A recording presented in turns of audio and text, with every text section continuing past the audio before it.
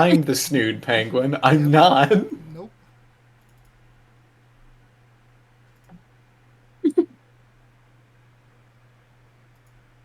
No, go ahead and roll for initiative in the chat.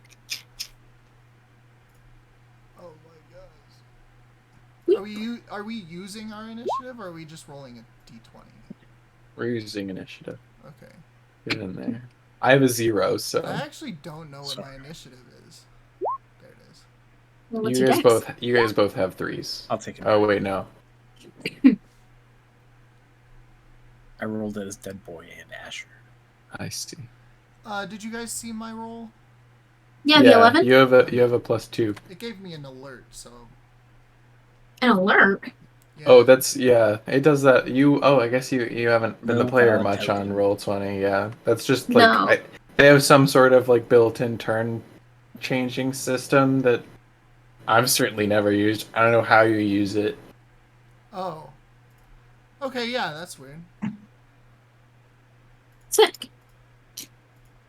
Do we want to use the Asher roll or the Dead Boy roll? The Dead Boy one's fine. Okay. That means it's Ornn's turn first. You should set your nickname on Discord to your character's tried. name. I'm honestly Are you so confused? dumb with this stuff. Yeah. Right click your name and hit server profile. Hold on, It used to be that you right clicked on your name and there was a nickname button, but they moved it to server profile. Yeah, that's what I thought too. Okay. Oh, I updated it. You got it. Okay. Okay, so sorry. Where are we? We're in the town right now.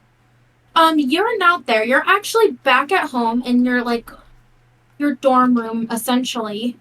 Oh, You've had you've had another day of training with your master Kyodor.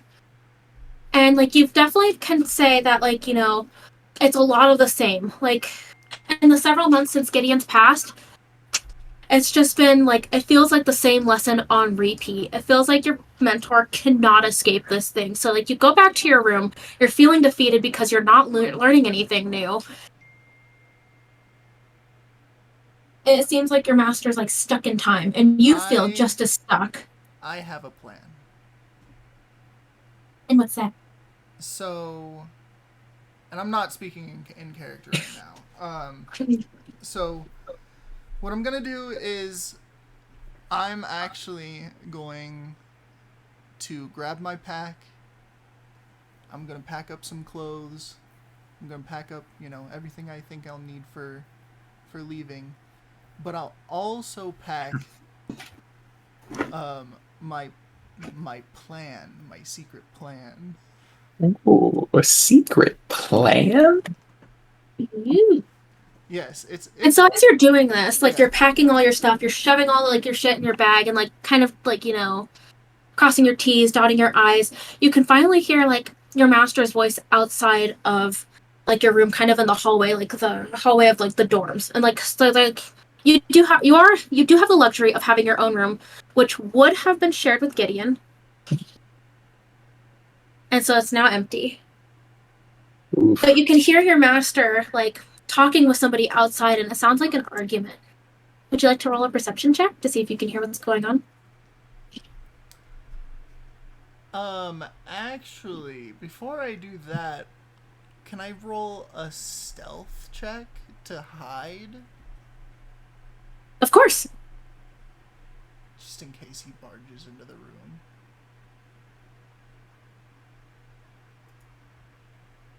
Holy shit. Non-nat 20. Well, it's a 20. Alright, unnatural 20. Unnatural 20, that's right. So, being trapped in this room for so long, you know exactly where to stand and where the best fields of vision are. And so you go and you put yourself in this corner wedged between your dresser and your wall, and you just blend right into the shadows. So if anyone does come in, they're not gonna see you. Okay, so now I'm gonna really start focusing on those voices that I hear with my master. Oh shit. Whoops. So majority of the conversation is kind of muffled out, but you hear like really large like shouts and whatnot. And primarily you hear, he's never leaving. I won't let him leave. I'm not gonna lose another apprentice just because you think he's ready to go. I'm sorry to do this, Sam. Give me a second. Yeah.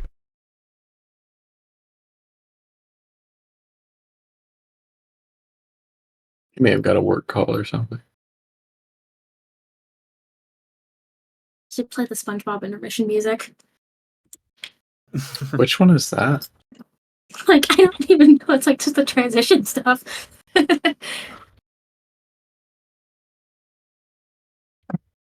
I love SpongeBob.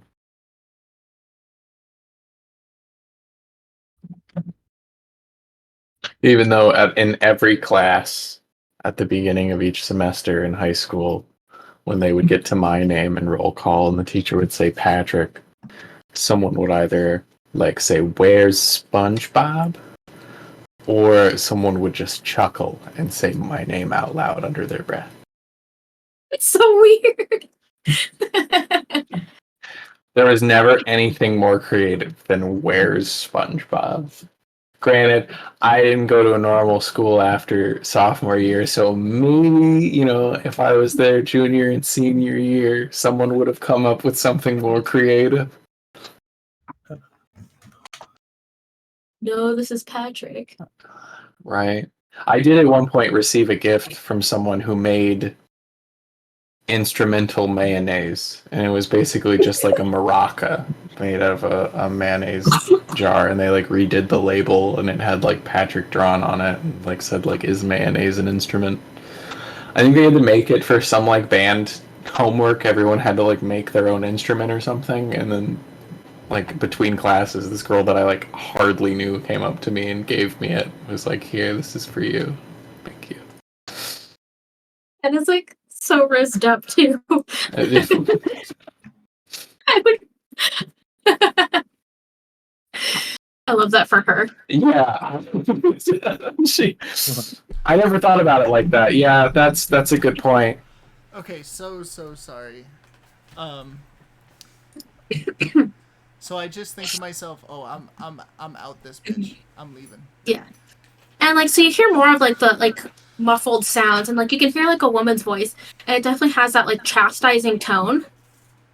And then your door flings open, and like you can see the familiar face of like the drow walk in, and he like looks around, and like he doesn't look around very hard. I'm staying in my little cubby hole. I'm just like, nah, dude. No. He like frustrated. He runs his hand through his hair and he sighs, and he turns around. And he says, "He's not even here. So drop the issue." And you hear like the female voice say, "Well, you can't keep him here forever." And they walk like out again, and like he slams the door behind him. So with that, the door is shut, and like I hear them like walk off. Yeah, you can kind of hear them like they're walking at like a leisurely pace. I'll wait for a little bit, and then when I'm comfortable, I'll like slowly like get out of my hidey hole, and I'll grab my pack that I put everything in, and I'll take one last look of at my room, and I'll go over to my my nightstand like I forgot something, Mm-hmm. and pick up a picture of me and Gideon, and I'll put that in my pack, and then I'll go over to the window and I'll open it. You're gonna fucking go out the window? Oh yeah. All right. I can fly, so I'm flying away. All right. So you open your like window, and that cold air, because you are in the sky, so lower temperatures, that bursts in and hits you right in the face, and like you look down and you can see like you're on like the spire, right? In like a tower almost. Yeah. And then you jump. As I'm falling, I don't fly like immediately. I start falling, and Oh no! I say, my ancestors, I hope you shine upon me. And then I'll start to fly. I Fuck thought you were yeah. gonna have like a dark moment where you were thinking like maybe I just won't spread my wings and I'll go see Gideon. I'll get him back for you, Kyodor. Don't worry. No, I have a plan. I have a secret plan. A secret plan. It's written down. And then the where I'm going is just like the closest town. So you are in the city in the sky, and it does have a name now, so fucking good on me for that. City in the Northrend, sky, or like Dalaran. Zelda. Think Dalaran, but it's called Endofis. And like beneath there is like another small town where like the ground mounts are, and like how people get up into the city, either by like Griffin or whatever. Let it be known that I was on the Alliance side of End Office, not the Horde How side. dare you? That's disgusting. I was Hordy. Hmm. And I was a basic bitch too. I played Blood Elf. How dare you? You know what? How dare you? Listen, if I'm gonna fight crime, I gotta be cute while doing it. We gotta keep this pro horde talk to a minimum on this Twitch, alright? We gotta hold up an image. I'm literally gonna put a horde sticker on my car.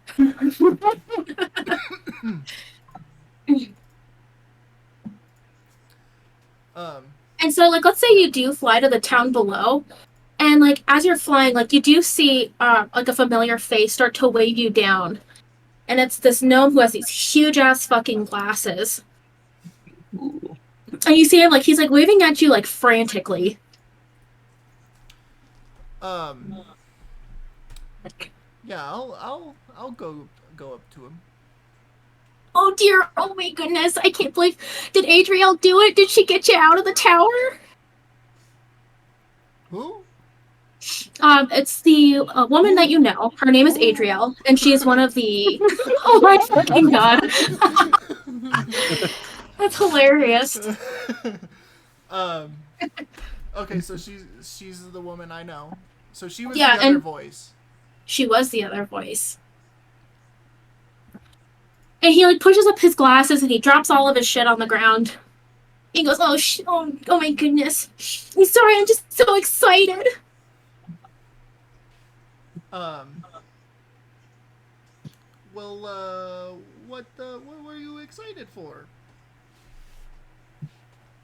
Well, that you're actually out. We didn't think Kyodor would do it. Well, I kind of just did it on my own. And he stops and he looks at you. And like he was trying to pick up all of his shit and he drops it again. And he goes, "Oh, so yeah, he doesn't know you're here?" No, he doesn't know. Not at all. But It's not listen, good. I have a question for you. For me? Yes, for you. For me? Yes. So, if I needed to go back, could I get back in? Like, Oh, dear, not for an extended time, but like, you know, like maybe for an hour or two, so I could do something.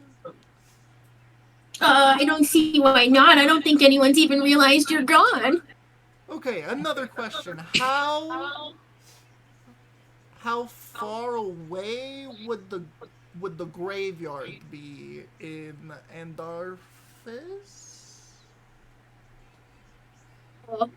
I feel like you should know this. We cremate. Listen. It's fine. But the containers where the ashes are. Oh, they'll be back up in this city. And like he finally gets all of his shit up off the ground and shoves it back in his bag. And he kind of smacks your back like, "Well, maybe we can just send Kyodor a letter once we've already left." He doesn't like letters. And then I just That's stare fine, that in means a he won't open it. 1,000-yard stare.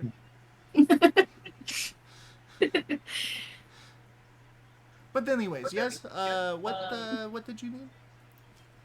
Oh, I was gonna tell you just to go to the temple up in the city. That's where you'll find your urns. Okay. I think they got some old phylacteries up there too. Can I do that? Yeah, you can do that. Okay, so I'm gonna fly up there real quick, just immediately as soon as he tells me. And as I'm flying away, I'll be like, "Hey, thanks, dude. I really appreciate it. So he goes to give you 2 thumbs up, and he drops all of his shit again. Hell yeah." And he like puts his hands on his head and like. And so you do. You fly back up in the city, and like you've gotten very familiar with the city. You've obviously spent a lot of time there since you were a child.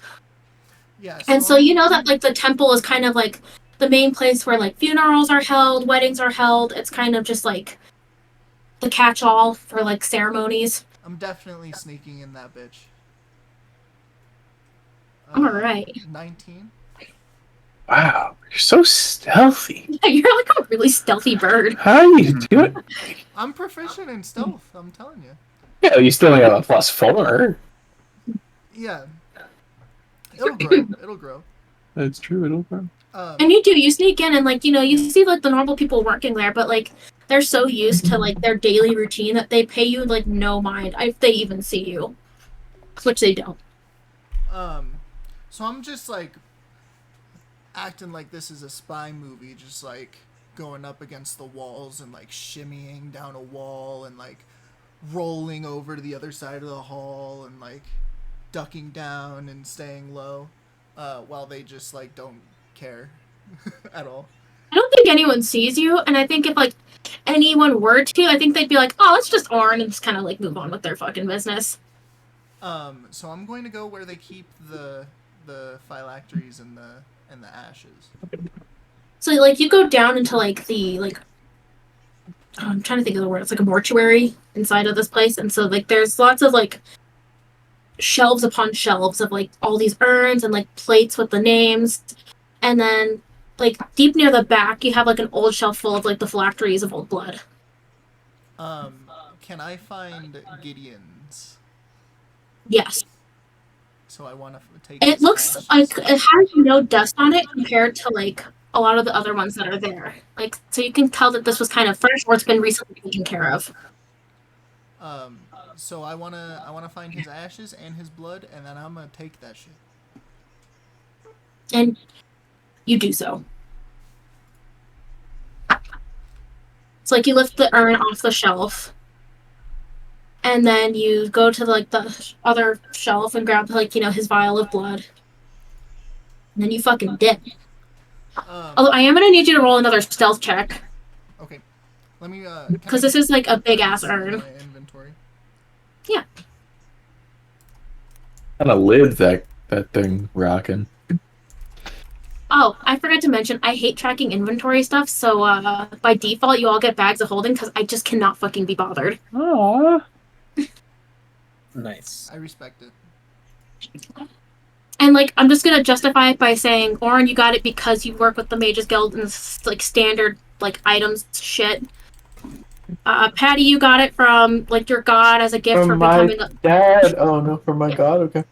Yeah, when you and your dad like officially became paladins and clerics, you guys both got one. Can it be my? It was like a welcome to the gift, whatever. And then Chris, you got yours from your mom. Yeah. Hell yeah. Okay, another stealth check.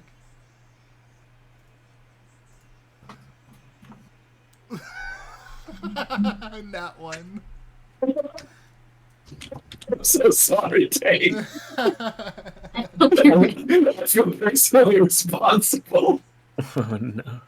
Okay, I'm gonna give you 2 options. I can tell you what happens, or you can tell me the worst possible scenario that happens. I'll leave it in your hands.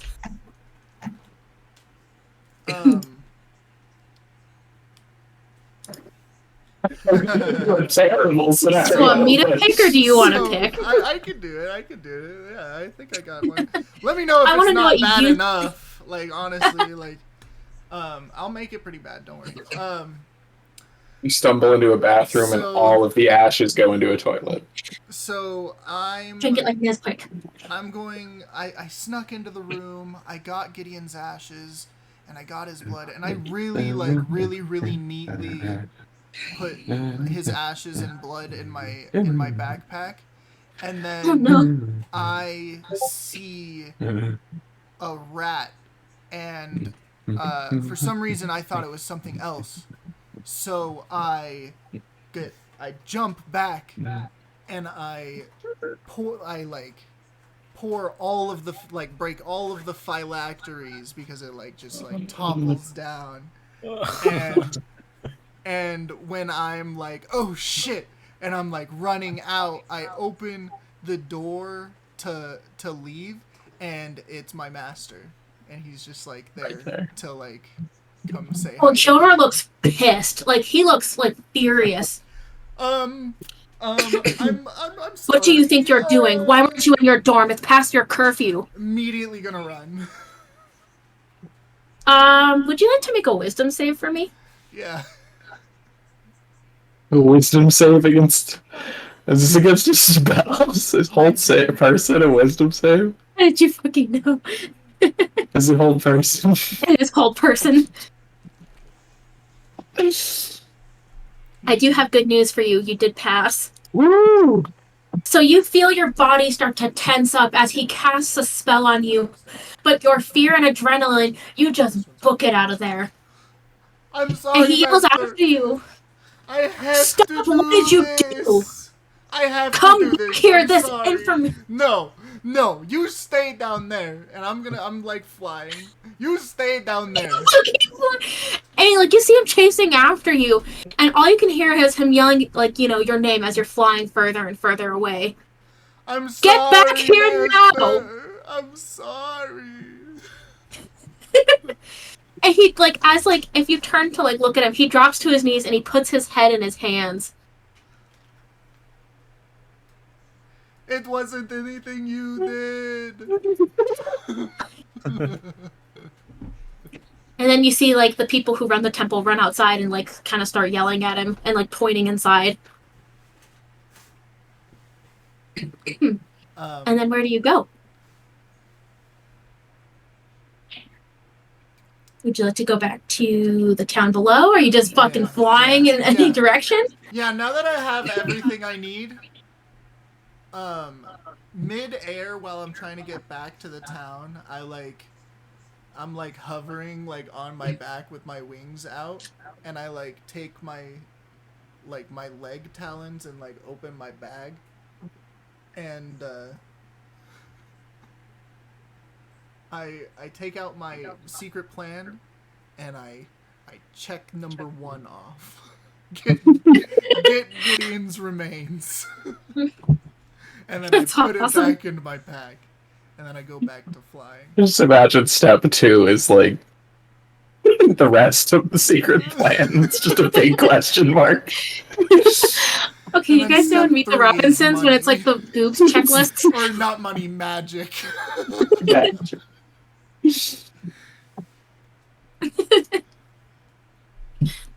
And then you do see the gnome, and you see he's packing up a carriage, and then you see the a pink-haired Eladrin woman who's also loading up the carriage.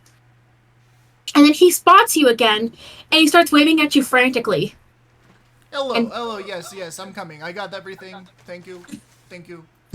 Sorry for rushing off. I just, I had to get my things. I had forgotten my favorite pillow.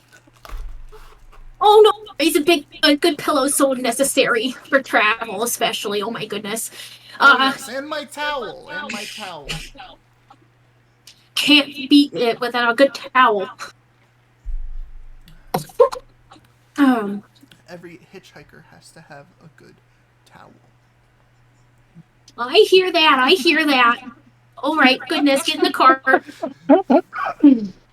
He opens up the door, and before you even get in, the woman stops and she touches you. And all she says is, "I know you're running. I don't agree with your master. I'm willing to overlook it and be your temporary mentor. for right now. If I That's take you okay. with me, No, I am going to have to send status updates to Kyodor. I I appreciate do that, need a but field I'm hand, okay. though. Just tell him I died. I can't do that. I can't do that. It'll break his heart. I'm While I sorry. don't agree with him, he does care about you. But I listen. I have a plan. She rolls her eyes. Like, violently rolls her eyes. I'm going to find my master. I have my master already. And she looks at you confused, and then she just, like, kind of, like, waves it off.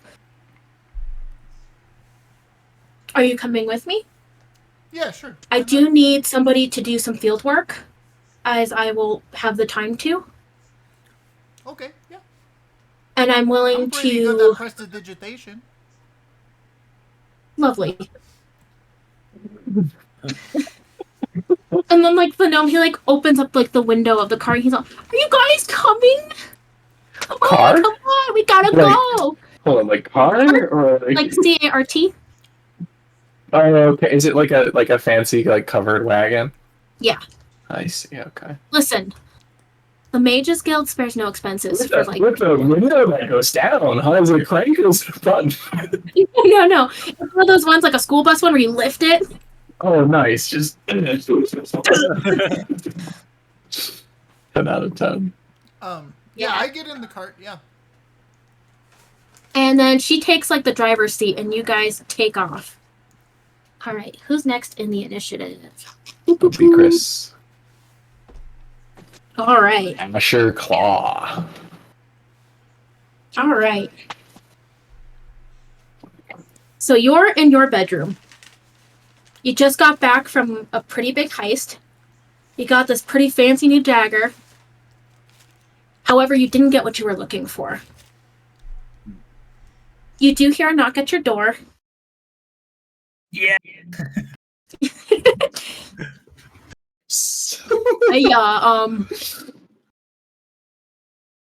Your mama wants to speak with you. Okay, I'll be down in a minute. All right, you know how your mom doesn't want to be kept waiting. Just let me pick up my shit, and I'll be down in a minute. I swear. All right. And then you hear stomping away. You do have a bougie ass room, by the way.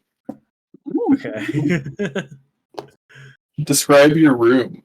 Yeah, describe your room. Yeah, let's hear it.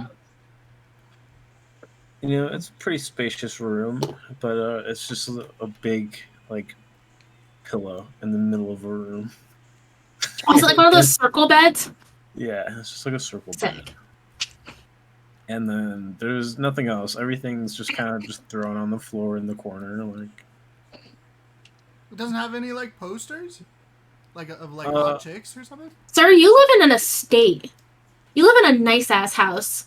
Oh shit! This is not the Asher I was My drive would prepared not for. fucking Ooh. like allow such a bare ass room. Like, you know damn well that there's family photos in there. You've got nice like furniture.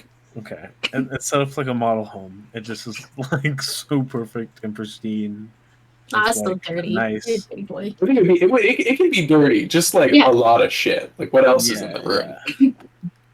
Surfboard. He's got his own ensuite. Ooh yeah. There's a bunch of items like that are just like from random heists. What do you sleep on? Because it's not a regular bed, I imagine. It's like a deluxe like big round pillow. Okay, all right, nice. And yeah, he curls up on it every night, you know, and wraps his tail around. Literally just like a captured cloud. Yeah. Nice. And I would suppose he would also have a bunch of like tools, like a bunch of like thieves' tools, but they're just spewing about the place like tools and shit, just like tinkering. Stepping on lockpicks like Legos. Yeah.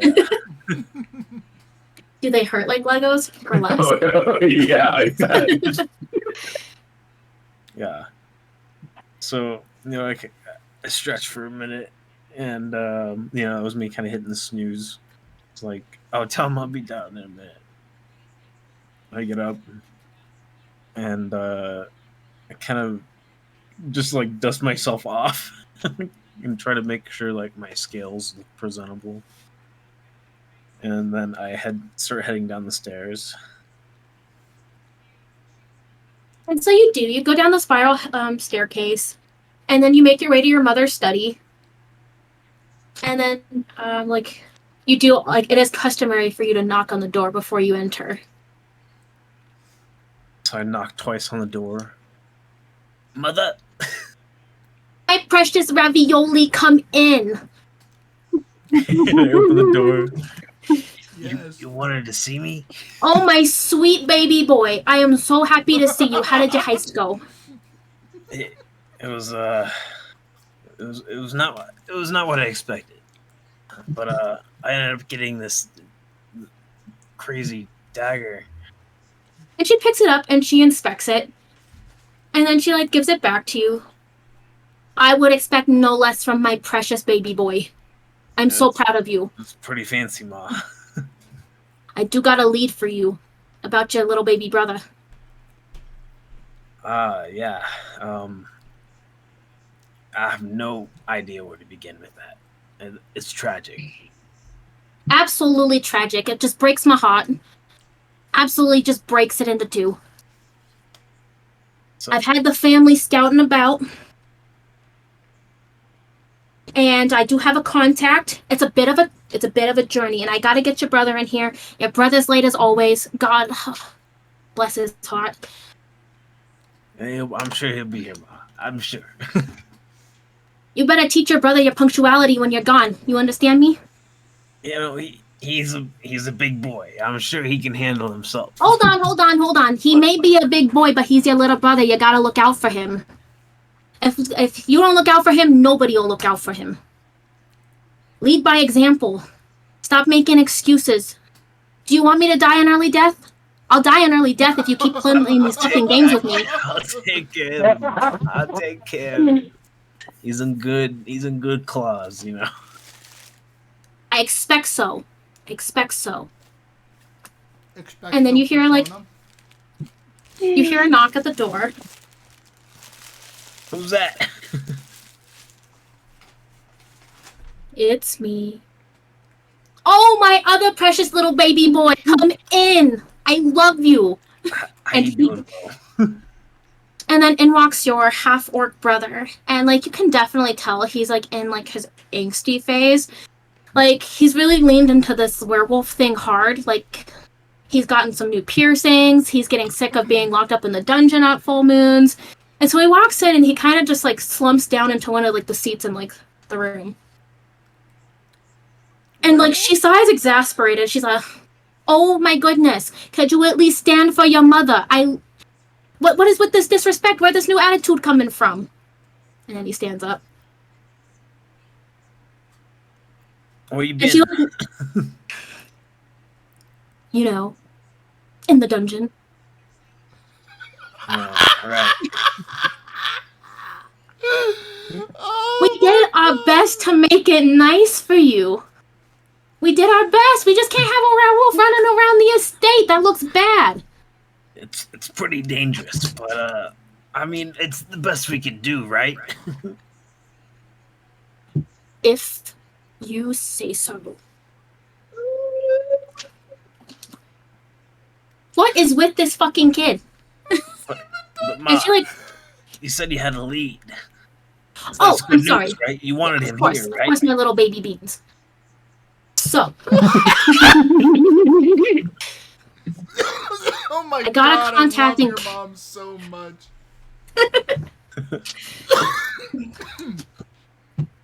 I got a lead in a place called Castra. Yes, I know it's far away. It's real far away. It's Never heard of it. yeah, it's a little shitty place in the real rinky-dink nowhere. It's all fucking cold too. So I am gonna need you boys to pack coats. Your Uncle Vinny is gonna meet you halfway through. I love Vinny. Uncle Vinny. Is that a reference to my cousin Vinny? Lightly, You know. actually. Lightly. I love cousin Vinny. Uncle, You hear that? Uncle Vinny. Uncle Vinny. Uncle Vinny. It's important that it's his uncle. But you have a second cousin out there somewhere who refers to name is your also- Uncle Vinny as their cousin Vinny. I'm sure there's a cousin Vinny somewhere. With how big our family has gotten, absolutely. I need you to take your brother Lorenzo there. And good news is there's no moon there right now, so he won't wolf out on you. Oh, that's great. He doesn't have to be locked up. You hear that? And, like, Lorenzo? he like sighs again, and like he slumps his shoulders, like in that way that like teenagers do when they're feeling like angsty and like moody. Mhm. He like pushes his hair back and just is grumpy as hell. Is he like rocking like the one-sided Oh, like? yeah, his picture is actually like I have it. Hold Does on, he have a mullet? almost honestly. So just basically what my hair looks like right now. Actually, he has his hair in a man bun. Oh, a man bun with that bangs? Damn straight. That is the edgiest. That is great. Where are you sending that picture? Yeah, I'm doing it now. It's in the group chat. Oh wow! Yeah, he's Oh wow! He's hunky. edgy. Also, thank you, AI art Wait, generator. that's his brother? Yeah. Oh my god. Yeah, I know he's it's a so hear me out. edgy. It is a kobold family. He was adopted. He did just recently catch lycanthropy. What a scrawny half orc. No wonder he's so edgy. My Look at him. character is gonna fall for him. Good. And he's not even gay. And so, your mother, she walks around like her desk, and she like grabs both, like she like snaps at Lorenzo to like bend down to like her level, and she grabs both of your cheeks, and she goes, "I need you guys to take care of each other. Can you promise me that? I mean, I would have loved to send more family members, but we got a few things going on. I got us, Ma. I'm trusting you. I'm trusting you to take care of your baby brother." And like, Lorenzo, he gets like really like miffed when she says baby brother. I'm feeling really good about this dagger. I'm, like I have a new power to me. Yeah, Things are looking nice, good. nice dagger. Things are looking good. Okay, so you are gonna join us for dinner. We are gonna have one more family dinner before you guys go. Thankfully, Nice. the whole time you're traveling, no full moons. Is it rats again? Damn straight, it's rats again. Oh, my favorite. And then I'm gonna be out at the casino for a little bit because I don't know what the fuck they're doing out there, but I think they're losing my money. I'm sorry, Ma. Sometimes I feel like I hire the most incompetent bastards out there. But that's why we stayed together with the family, Yeah, family sticks together, and you boys are all I got. And she like kisses both of your guys' cheeks, and she gives you guys like that nice big old squeeze. We'll be good out there, Ma. It'll be All nice right, for him to, take a break from the lycanthropy. Absolutely, and there's gonna be like a fancy smashy mage studying him. Oh. Is it just one mage? You know, it wasn't really clear in the letter. I at least have a contact. They weren't interested. I was interested, and they paid me money to study him. So that was exciting. You hear that, Bob? You're making your mom money. So She just snapped his cheek. we heading out by boat and we meeting Uncle Vinny. You guys are gonna head out by boat. You're gonna stop at a village. Then you're gonna meet your Uncle Vinny, and he's gonna get you guys a carriage and get your ass over to Castra. Vinny's already there. Okay. Vinny's already there. Well, I'd love to get my shit packed and, load up on some rats for the night. before our big Absolutely. trip. Absolutely. My precious little dumplings, I cannot send you off without food. You know how to please us. And then she gets up to leave and kind of gestures for you guys to go do your own thing. Chalupa, beans, dumplings, so far you cost. Also raviolis. They're also raviolis. Yes. It's gonna be a lot more different food names. Even in the letters, it's just gonna be foods.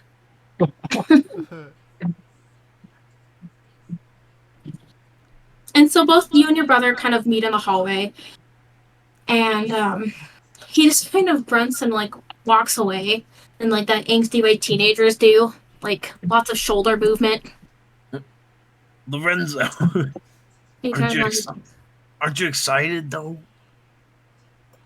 I just feel like it's gonna be another dead end. But it's a really good lead here, and you won't be able to transform while you're there. Hopefully, it'll be a nice break. I'm so sorry, I got a cough. Maybe we Well, can yeah, actually figure this out. But what if I'm supposed to wolf out? What if that's who I'm supposed to be? Yeah, you're talking crazy. This is a curse. Got a wolf out. And he just sighs and he rolls his eyes and he's like, I don't think you know nothing. You know what? I think you're still a claw at heart. I didn't say I wasn't family. And then he really Fine. that's when he really stomps off and he goes down the stairs to the cellar area, which was revamped into a nice room, but it's still a cage and it's got silver bars so he can't break out.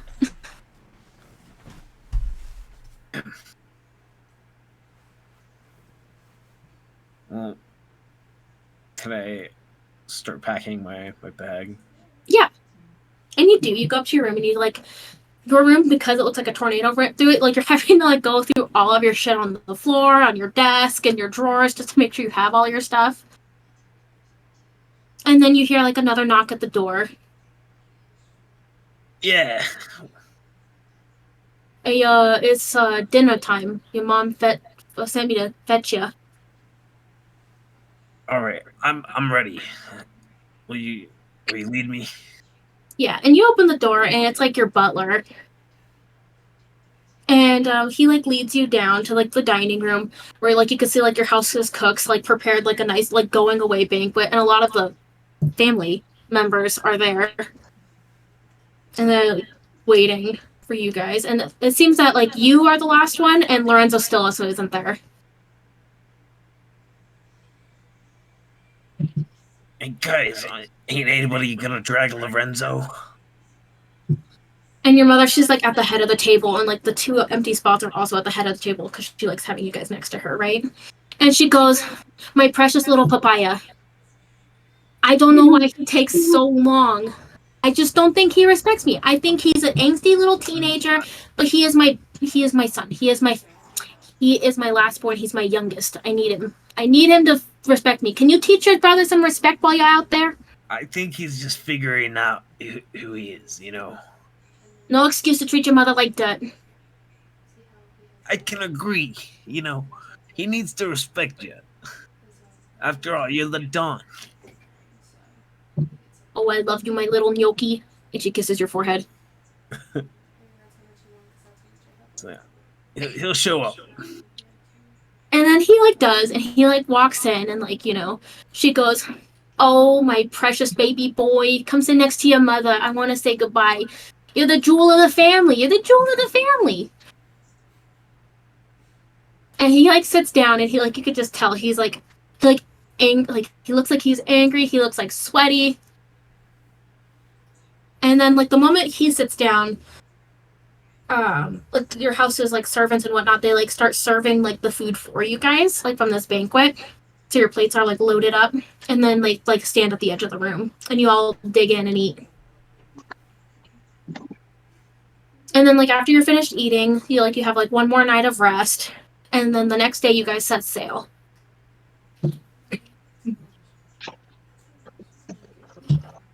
And then I think it's your turn, Patty. Let go. Can I also start in my bedroom since everyone else did? Yeah, you're going to. Oh, yeah. Except you're sleeping. I'm asleep? Yep. And like you're having like a normal dream, like you usually would. And then like you're like brought to like a jarring like back to reality sort of a moment, and you're standing just like in this black room, completely alone. Okay. And there's like an echo. Like anytime you say anything, it's just like echoing out. But it's like you are very, very like conscious, if that makes sense. Like you know your body is sleeping, but your mind is conscious. Okay. All right. Yeah. Is there anything you would like to do in this And it's black room of just nothingness? white nothingness? Yep. Like all alone. Like Stranger Things style. Like just you, black. What the? Hello? Echo! It does. It echoes out. And then you start to see like a light. Like kind of in the distance. And it's like a radiant gold light. Hello? Wow. And it just echoes out. And then it just keeps on glowing. And you get the urge to kind of walk towards it. Yeah, I'll walk towards it. And as you walk towards it, you notice that like your scales start to glow. And you just feel a little bigger and taller. And then finally you reach it. And you're standing at like a podium. Like a lectern, actually. And like written out like in front of you is like draconic like text. And from like the many lessons with your father, you're able to actually read it. And all it says is, "We need your help." I'm feeling big and strong right now. Yeah, you're feeling big and strong. Strong. Who needs my help? And you see the words disappear from the lectern. And more show up. And all it says is, "One of our own is in danger." Who's in danger? And the words disappear one more time. And all it says is the name Jintang. And you can roll either a history check or a religion check. Can someone click that for me on my sheet? Can you do that for me, Sam? Yeah, I got you. Uno momento, por favor. I guess whichever is better, history or religion. They're probably the same, though. History's -1 and religion's -1. Same. Doesn't really matter then. You rolled a 6. You have no idea who that is. Oop. Or, let me try that again with the right person. Yeah, it's 6 is better. So you have no idea who that name is. And then you wake up. And it's early in the morning. And you can smell like the fresh like sizzling of bacon. Like you can smell like the like roasting eggs. And you can hear both of your dads like talking. Kind of like you can hear it muffled. Like you can hear like some excited talking, then you can hear some kind of like stern talking. But not like nothing too legible.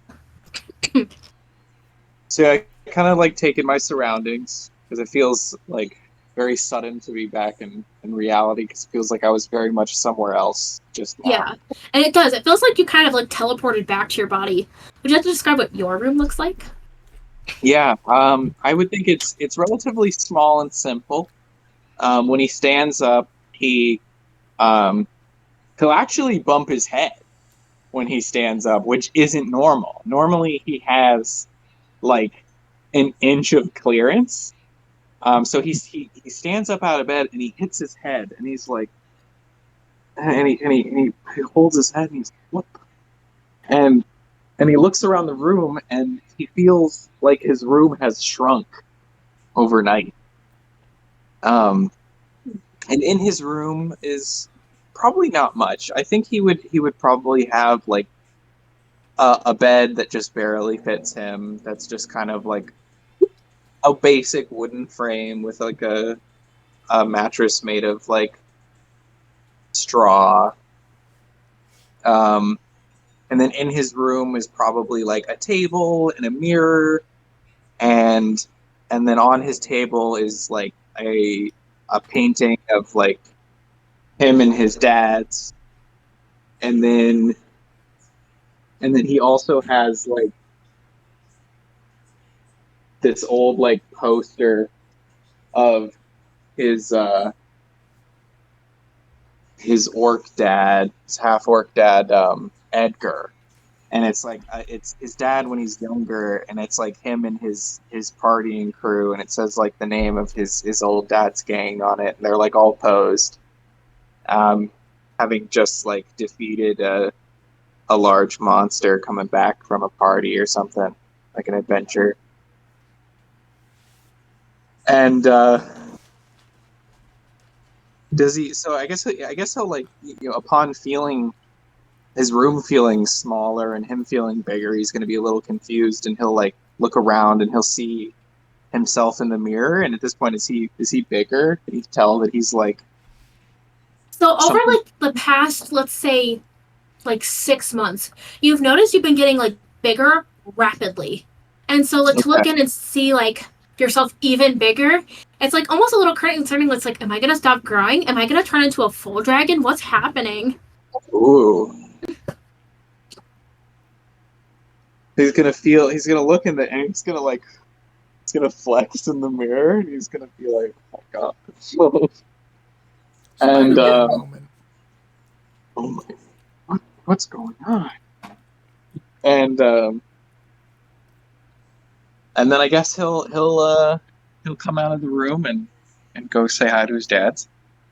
And your dad, Ezra, looks like he has been waiting for you to wake up. Like, he is hyped as fuck. And he, like, looks at you and, like, he, like, outstretches his arms to give you a hug. And he's like, oh my goodness, you're even bigger. I'm so proud. And, like, he gets, like little tears in his eyes. And he's like, did you get it? And, like, he's, like, looking at you so expectantly. And, like, your orc dad, like, he comes up and he stands behind and kind of, like, puts, like, one hand on his hip and then puts his other hand on, like, your, Ezra's shoulder. And, like, kind of also looks at you expectantly.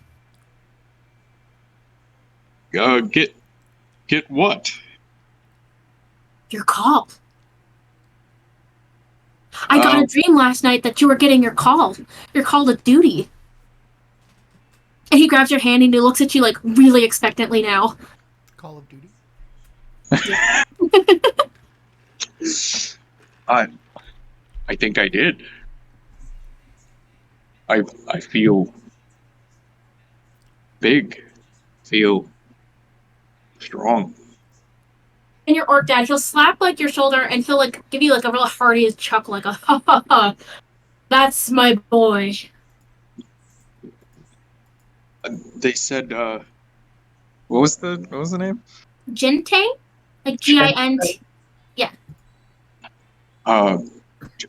Somebody named Gentang is in trouble. Hold on. I'm just gonna roll like a general nat 20 to see if your dad knows who the fuck that is. One dad does not, the other dad also does not. Nobody knows who the fuck that is. That's great. Great. And both of you, like your dads, kind of like look at each other like, who the fuck is that? And like they think for a minute, and then your dad Ezra goes, well, I at least know where you're going, and I know this is going to be your first solo mission and your first real time away from home, and I'm gonna miss you, and I'm just so proud. And like he starts like, coming with me. You gotta do this one on your own. Okay, I need to feed you. I think I'll just feel better if I feed you. And Ezra takes back off into the kitchen. And your dad, Eldrick, he kind of just like shakes his head, but like looks at your other father like adoringly. And he like kind of gives you like the look like, all right, we need to talk. All right. You're not gonna come with me, Dad? Seeing as this is your first paladin mission, and that your god contacted you directly, this might be something you need to do on your own. We can't be there to hold your hand always, and if you're going to be a strong adventurer and hold up our legacy, you gotta brave it on your own. And you can tell he's kind of getting choked up too. Like he's like, kind of like rubbing his hands and like, trying to put on that strong, brave face. Oh, you can hear your other dad just crying in the kitchen over the bacon.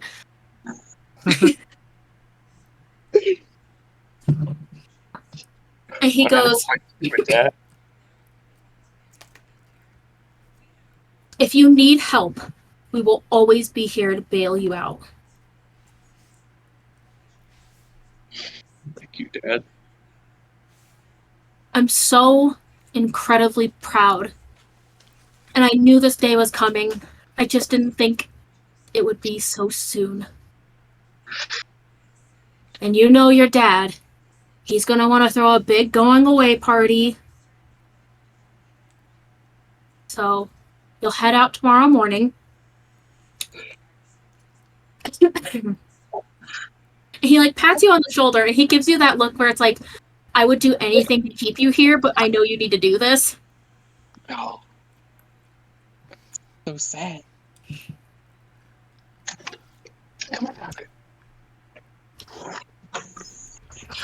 Do you feel ready to go on your own? You've been with me a bunch of times. And I've been watching you grow from a little dragon into a big dragon. He also gets a little choked up.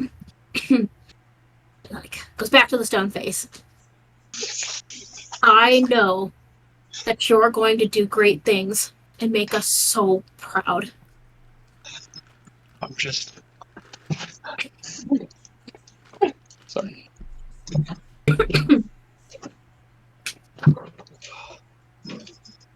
Alright, I'll hop back on my computer. Keep going.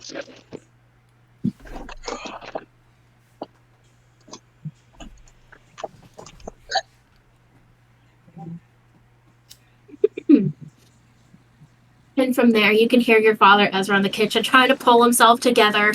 Like, he's like you can tell he's just like kind of crying over cooking. He's like trying to get the serving plates out and he's just like kind of fumbling the bag. He goes, okay, I can do this. I can do this. And he like marches back out and he goes, breakfast is ready. Thanks, Dad. Do I sound different to you guys too? In my head, I feel like my voice has changed. And they both look at you and they both like nod their head yes, like enthusiastically. And I feel And then Ezra just goes, bigger. You're growing up so fast. Is this a part of the... I know you always said I was going to grow up big and strong, but I assume that's just something you guys like to say. And your father, Elric, he like sits down at the table and he goes, you got dragon blood. There's no guidebook to raising children. I just assumed this was normal. Oh my god. He's growing up so fast. He like you see your dad, Ezra's like he's trying to like serve you like you're a kid, but he's just like he's like weepy. I think I'm gonna need to borrow some of your clothes, Dad. I don't think mine are gonna fit. No, definitely not. Maybe I can get you suited up into some of my old adventuring gear. Do you have any armor from when you were younger? I feel like without you, I don't know who's gonna take the hits for me. Don't worry, I got my old armor. We can get it fitted to you. Thanks, Dad.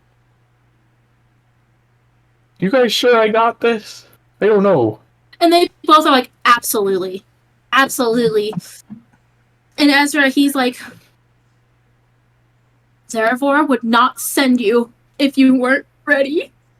If you weren't ready. I'm not ready. You think Zerafor is the one is sending me? I didn't see him. I just saw writing. And the name. And he nods enthusiastically. And he goes, I got a dream last night too. What was your dream? I dreamt of you. I saw you growing bigger and stronger and shinier. And he wipes away his tears. And I heard Zeravor's voice just tell me it's time.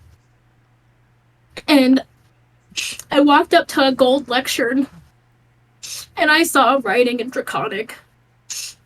And it said the city of North Strand. So that's where I've got to send you.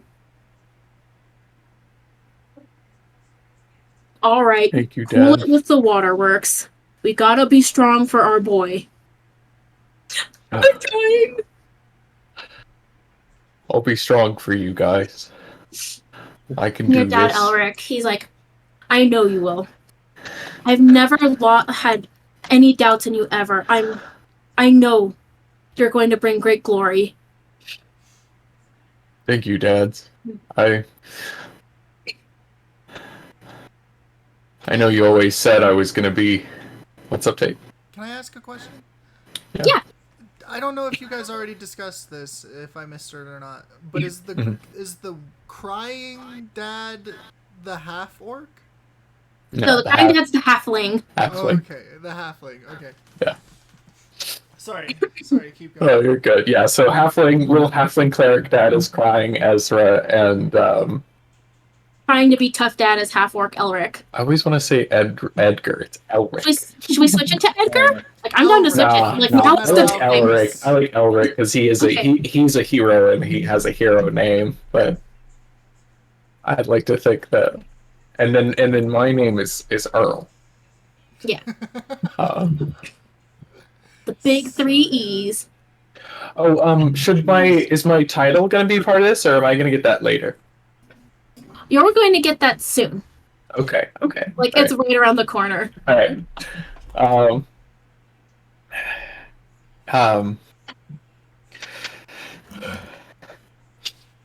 And so, I feel like whenever you guys told me I was gonna be a hero, you were just saying it to be nice. I never felt like I could really do it, but I see now that you guys were right, and it's my son, you've always had a strong heart, and you've always done what's right.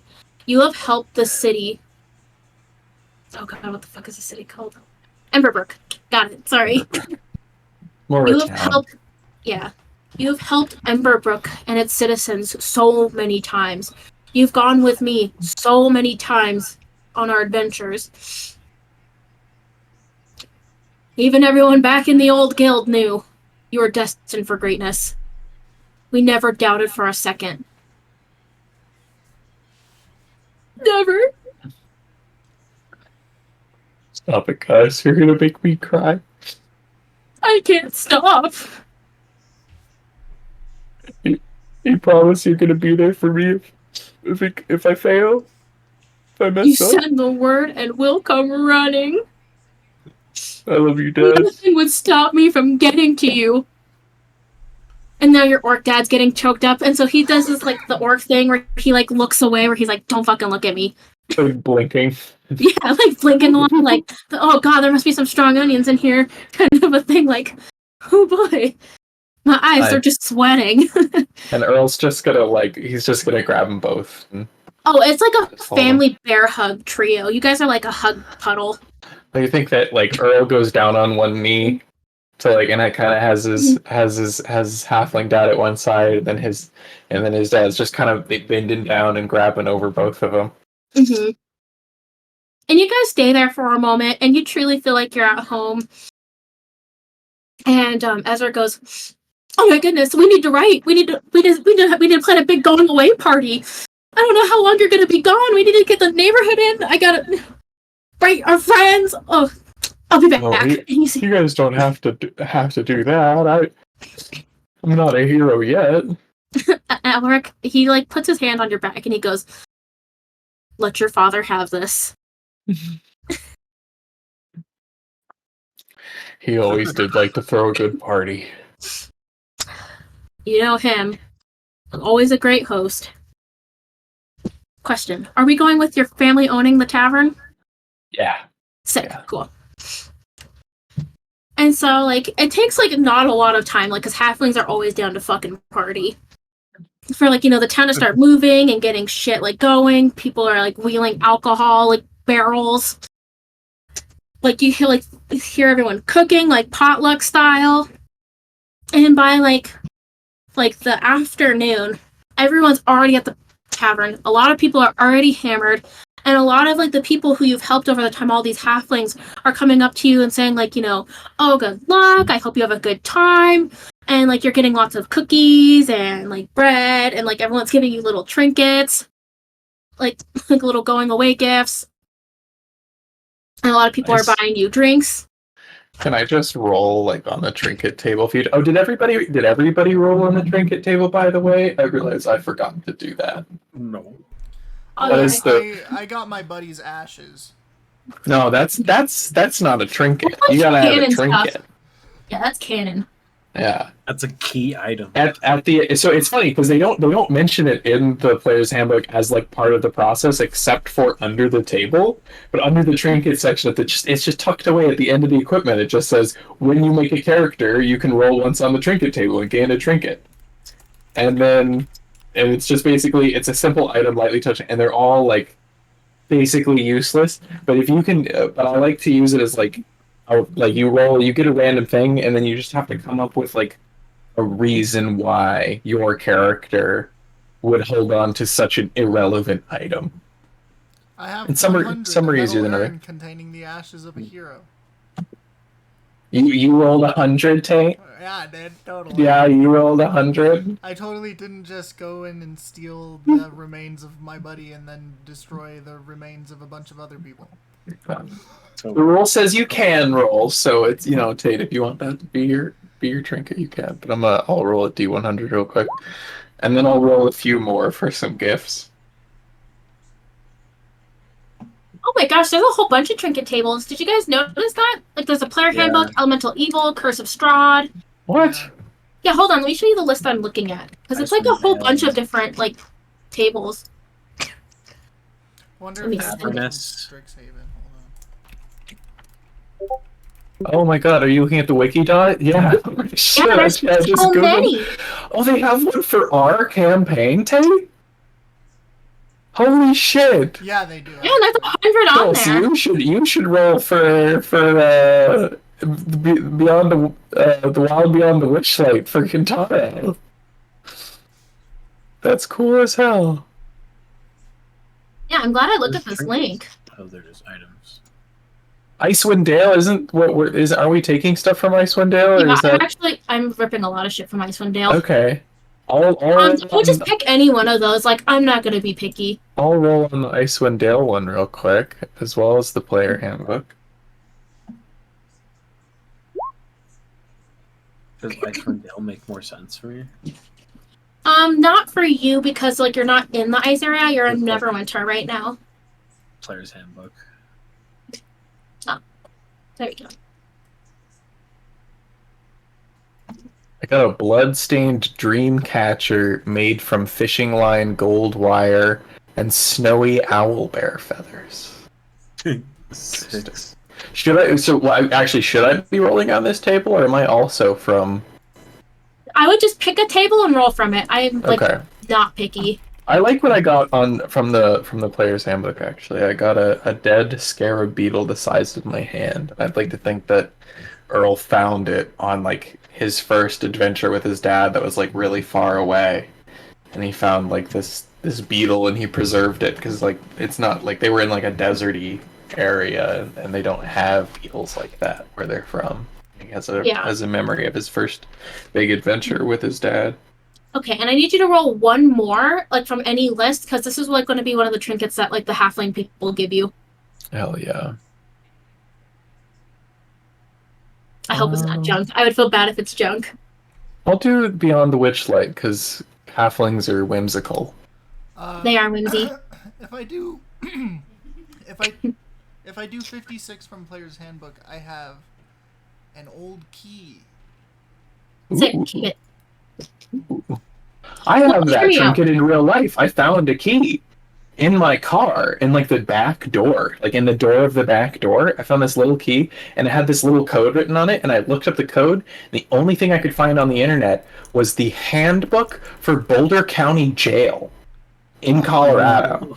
I found this when I was in Missouri, but the handbook, and it was referred to that code for some sort of electrical box. Weird. And that keeps my Missouri is car. plotting against Colorado. What the fuck? Well, That's it, we're gonna shut the it was in power the off at the back jail. seat door, so I had no idea how long I'd been there. I had that car for years when I lived in Colorado. But it was good. I didn't put it there. I don't sit in the back seat. I don't know where the fuck that came from. But yeah, that was in the back seat of my car, and that was just all my keys. So if someone's trying to frame me for something and they planted that there on purpose, I certainly incriminated myself even more by putting it on my key ring. Yeah, It's totally. fucking hilarious. Okay, let's see. I rolled I didn't roll. 75 on the Witchlight would be a severed chicken's foot attached to a leather cord. Yes, it's like, and they come up to me and they're like, "This is me lucky chicken's foot. For sure. I think you should have it." Oh yeah, for sure. Thank you for this. And like it's definitely like the old crazy guy who gave it to you. And he like shakes his head like enthusiastically, and he like buys you a drink. Like I will say you probably will need to make a constitution check here soon because people are like loading you up on booze. Your orc dad is smashed. Like Good, he's like, okay. Can I do a? Oh, I'm not proficient, so I'll just do a base Constitution. Whoa. Actually, you're I changed my flaw last night, and I have a weakness for the vices of the city, especially hard drink. So. Listen, you've had one weed too many. Yeah. And like your dad is also like one of your dads is hammered. Ezra is too busy hosting to like really be drinking or anything. Right. Oh, it's my baby boy. He's going off. Like, I'm so proud of him. Your orc dad is like completely. Yeah, and Eldrick hammered. is like the fucking barkeep, so he's like when anyone's like, "Oh, let's take gone. a shot for your son," he's like, "Yeah." Booze is on the house for him, so he has not a lot of self-control right now. Hell yeah. So you're drunk off your ass, and a lot of people are coming up and talking to you. It's like a halfling woman comes up and she's like, "Thank you for fixing my roof. I'm really happy to hear you're going out." I got my calling. I'm gonna have you? And I assume he's asking everyone about it. What's the name again? Now that I'm back at my computer, I need to put it in my notes. What was the name? Jinteng. So it's Jinteng. Jan? Hold on, I'll write it up for you. Thank you. Thank you. If you want to put it in. I'll put that on my bio, followed by a bunch of question marks. Okay, that's his like full title. Jinteng, the Golden Serpent. Okay, and did I see it in the full? No, you name? just got the name. You didn't get the title. I just got Jinteng. Okay. Yeah. Oh, and it starts with the golden? Ah, interesting. How fun is that? It's a lot of fun. All It's right. gonna make sense. It's gonna make sense, I promise. Oh, I bet. It already does. I'm supposed to save, I got a dream. Save Jintang. And have you heard of that? Have you heard of a Jintang? And let's find out if she has. She has. Oh. And she looks at you, and she kind of looks at you quickly. She's like, that ancient-ass dragon that just flies throughout the north? Yes, exactly. I knew that. Mhm. Yeah, it's Gentang, the dragon. I'm And she, like, laughs. She goes, gonna go talk to him. that's kind of a big deal. This dragon's one of the ancient dragons. That's really important. That's a really big deal. That's awesome. And she's, like, kind of, like, more excited for you now. She's like, so you're gonna be, like, a hero. Just like my dad's. And, like, she kind of looks over at your hammered-ass dad behind the bar, like, pouring people drinks and spilling it all over the table. You know, like, yeah, let's fucking pour up. And she goes, that's really awesome for you. Like, good luck. And she kind of goes and wanders off back to her friends and stuff. I hope that roof holds up. And she, like, laughs and, like, kind of gives you, like, a thumbs up. And goes and, like, drinks with her friends. Like, a lot of the people at this party are drunk off their ass. Like, you get, like, the people who are, like, drunk dancing and stuff. And, like, so, like, the night you kind of party away, up until it's time for your dad, Ezra, to walk you and your dad, Elric, home. And, like, he's doing his best to, like, hold your hands. So, like, you guys are both kind of, like, bent down, holding his hands as he's, like, lifting them all the way up to, like, lead you guys home. And so you do. And, like, you know, he does, like, he can't get you guys both up the stairs, so he just, like, throws you in the living room on the couches. And, like, he does his best to, like, get you guys, like, blankets and pillows. And, like, he puts, like, glasses of water on the coffee table, so when you wake up, you all, like, be able to, like, take care of that hangover. And then you go to sleep again. And when you wake up in the morning, your dads are both already up. Elric's nursing a hell of a hangover, because he got, like, even more hammered than you did. I'm sure. And so your father, Ezra, he actually kind of, like, gently, like, nudges you awake. Earl. Earl. I'm up. I took the liberty of packing you a basket for your trip. Aww. And so you see this big-ass basket on the coffee table, and you see lots of breads, lots of jerky. He's given you, like, different jars of preserves. Like you got, like, bread, like, I'll let you pick 3 fruits. And he's got them with preserves for you, so you got jellies. Okay. I'll take goes, Dad. apples and pears and the oranges. Done. You got those 3 jellies. And Hell yeah. And you know that your dad Ezra makes those by hand in the tavern. And so, like, you know, he's got this whole basket packed up for you. And inside there is something at the like, kind of at the corner that, like, just catches your eye. And that's when your father Elric comes up and he puts his hand on your shoulder. This is something from my old adventuring days. And I can't send my boy off without it. And, like, this red liquid in this bottle really stands out to you. And you think you know what it is. And then your dad tells you, you don't drink this unless you're hurt. Got it? Got it.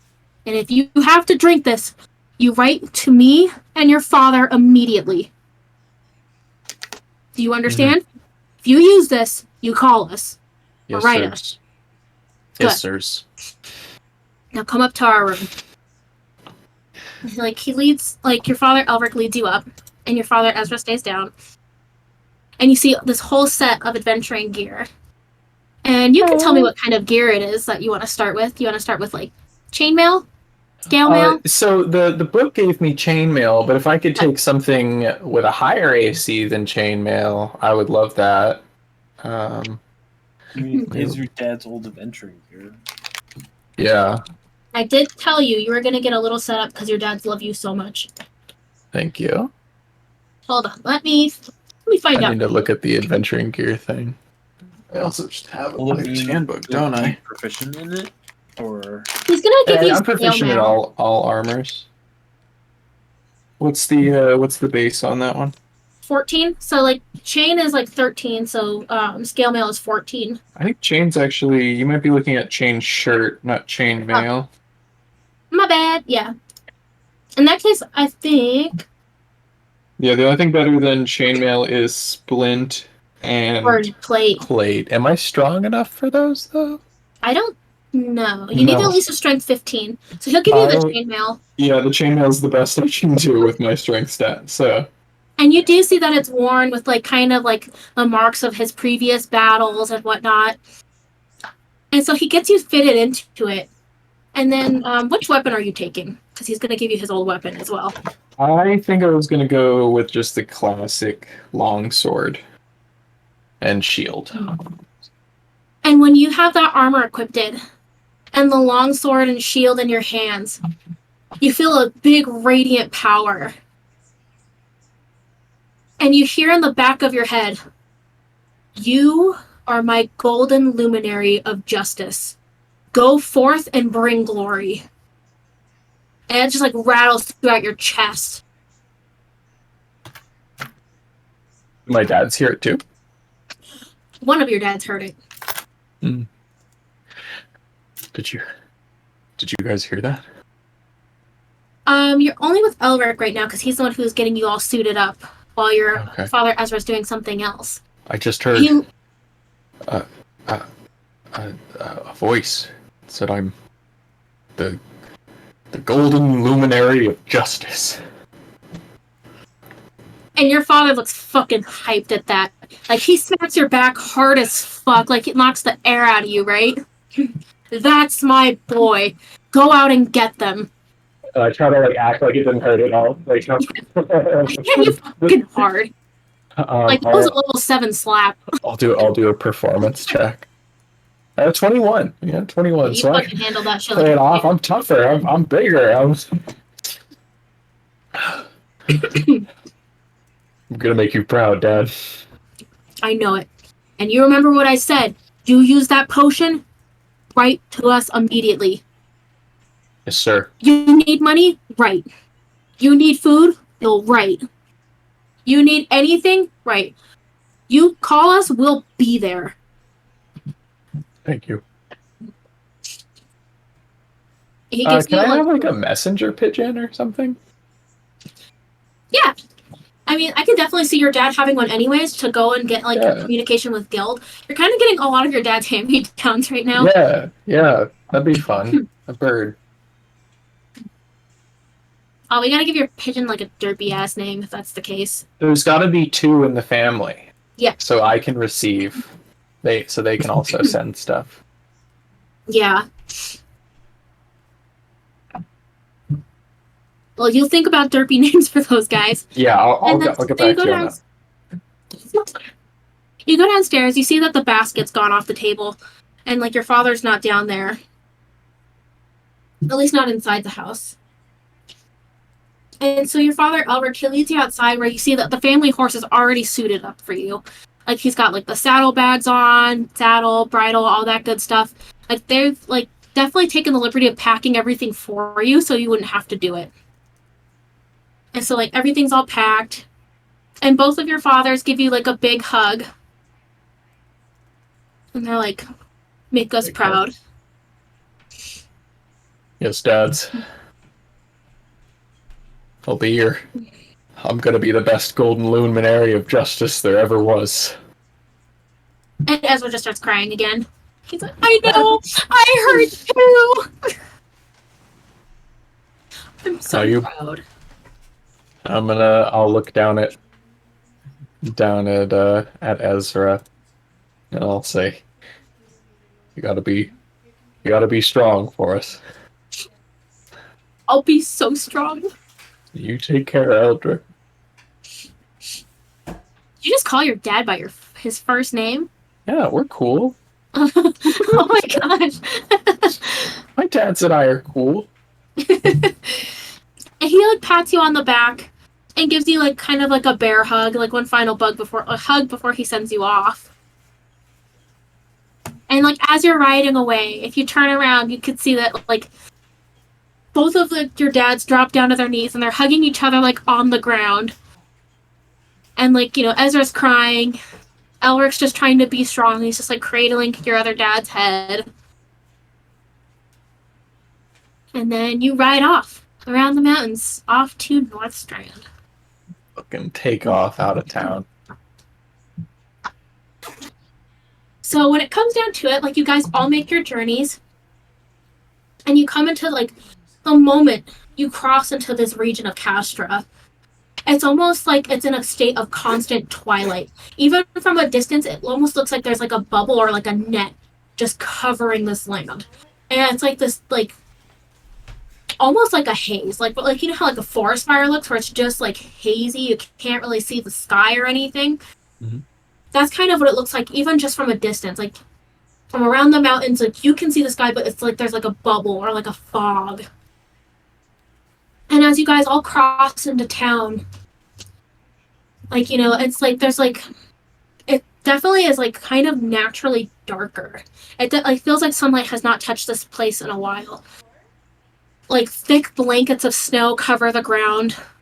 Is this just the town? This is, like, the whole region. Okay. So, like, this whole, like, for, like, in your aspect, like, you're coming from around these sides of the mountains. Like, the moment you get past those mountains, it's just, like, it's hazy and it's fucking weird. Mm. And, like, when Chris approaches from one side on a carriage and Tate approaches on the other side in a carriage, it's just, like, it's kind of got, like, an eerie just feeling. Imagine it's like when you drive under a big cloud on a sunny day, and it just goes, like, suddenly just dark. Yeah, and it's like you're kind of like are eternally trapped at like 8:30, where like the sun's not necessarily out. There's like a little bit of light in the sky, but even so, it looks like cloudy and hazy, and that sky's got that kind of like purplish tint that it does like right before it rains. Although it's just cold as hell. Like, it's super cold. Like, the ground holds no warmth. The air is like bone chilling. It's the ones that like seeps through your skin and feels like needles. And you guys approach this town, North Strand, which is, like, walled off. And all you can see is, like, the flickering glow of the lights. And I think I'll probably get to Tate first, because he would probably be there first. Yeah, it makes sense. So you're we're riding in the carriage, right? Yeah. And the Undariel? Adriel? Adriel. Let me put that in my notes. So Adriel is in there with me, right? Mm-hmm. And she is in the spring season, because it's, like, month-wise, it's about April, so, like, you know, for the rest of the world, like, plants are starting to poke out, and, like, she's an Eladrin, right? So she goes through, like, the changes with the seasons. Yeah. So her hair is, like, a pretty pink right now. Her skin's, like, a nice pink. But when you guys cross in, like, it's almost like her pink dulls as well. So, this isn't right, isn't it? Right? Like, right? No, Is it it's just- not. This has been going on for about a month now. The Circle of Sages was called to investigate. Our branch out here of the Mages Guild called for some reinforcements, and seeing as I handle in shadow magic, they called me in. And seeing as... oh, I forgot his name. Keodor? Bilgrim, and Bilgrim, that's the gnome, and she gestures to him. Handles enchantment. We're trying to tag team this. You're lucky that I have more authority than Kyodor. I don't think I would be able to keep you if that's the case. What do you mean by authority, really? Oh, I outrank him. Oh, so you have a higher wizard level, yes. And she, like, laughs. And, like, kind of just, like, you know, like, nods it off. So I'm going to tell you what your part is. The section of the Mages Guild here, the Pale Scroll Order, they haven't had the time or resources to actually go out into the field and see what's going on. They've been kind of stuck in the city. I need to get the lowdown on what's happening, but I need somebody to go out and figure out what's going on. You'll obviously come with me to the Pale Scroll Order. We'll get a nice rundown, see what's happening, and then I'm going to need you to be almost like my hand in this. Can you do this for me? Well, listen, I still, I haven't accepted, your mastership, I have a plan for that. So, if we shake on it, and it's 50-50, yes. 50-50 for what? 50-50. 50-50? There's no formal agreement. 50-50. That's all it And like needs to be. she's like really confused at like what you mean, but she does shake your hand. And she says, "Don't worry, this is off paper, off records. I don't have time for paperwork with everything going on." But I can still get wizard level. If this goes well, then yes. Okay. And like Bill Grimm's like going through all his papers and the thing. He's like, "Oh dear, oh my. I just gotta make sure I get a record of everything." And like he's like like all of his shit has kind of been like growing across the carriage this whole ride. Like you have papers on your lap from this fucking guy. Mm-hmm. So I mean, like there's a few times he opened the window and lost a paper or so. The Billster here. He's a wizard or he just enchanter? Oh, just enchanter. I just yeah, that's it. Just enchanter. Why is he here again? And I just look at Adriel. And she kind of like pushes her fingers into the bridge of her nose. And she goes, "He was requested. Okay, I pat him on Trust me, I'll be useful, oh dear, oh my." I pat him on his back and I'm like, look at him, Mr. Requested over here. Thanks, I'm kind of a popular guy. And he's like pretty old. He's got like a big fluffy beard and he's got like glasses that are so thick they might as well be goggles. I start running my feather infested hands through his beard.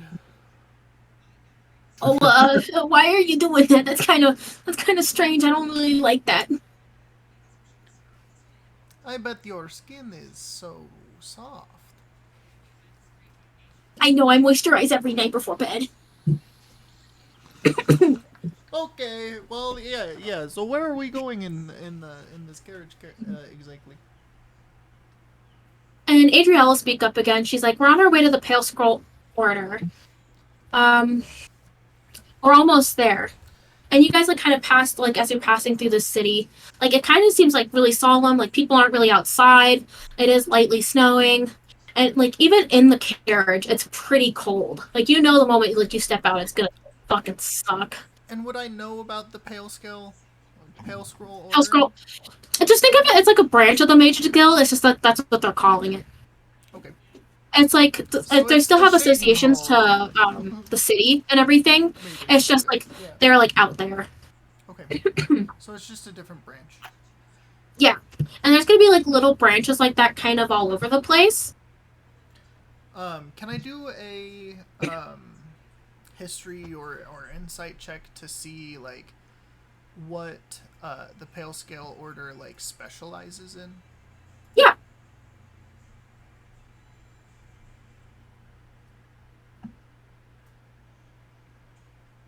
I'll do a history.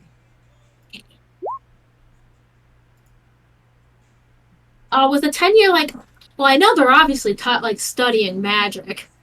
Yeah. Don't really know what for. So they're just doing the basic curriculum. Yeah. Like, I guess they're out there just doing their magic, hocus pocusing shit. And so you get in, and you guys kind of like walk inside. I'll leave that there. The next one to ride in is probably Asher. I'm just gonna do it in the same initiative order. Keep things simple. And so you're like in by carriage, like your Uncle Vinny set everything up, but like the Eder cap. And so he's like he had to like kind of like sneak around, get you guys a nice carriage. This carriage is not yours. This is a stolen carriage. So like good on him for that.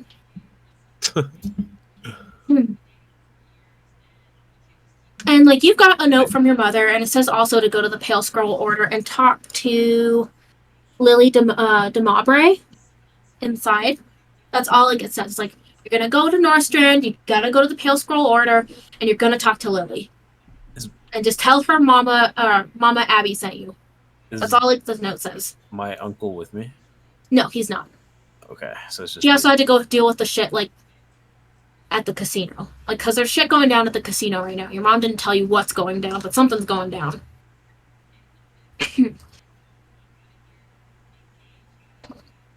And so like you're riding in, and like your brother is like he's like shivering, but he's like trying not to be cold. Like he's like one of those dudes who wears like basketball shorts even when it's snowing. And so he's like sitting there like shivering, but he's like mad about it. You need to cover up a little bit. It's a little gloomy here.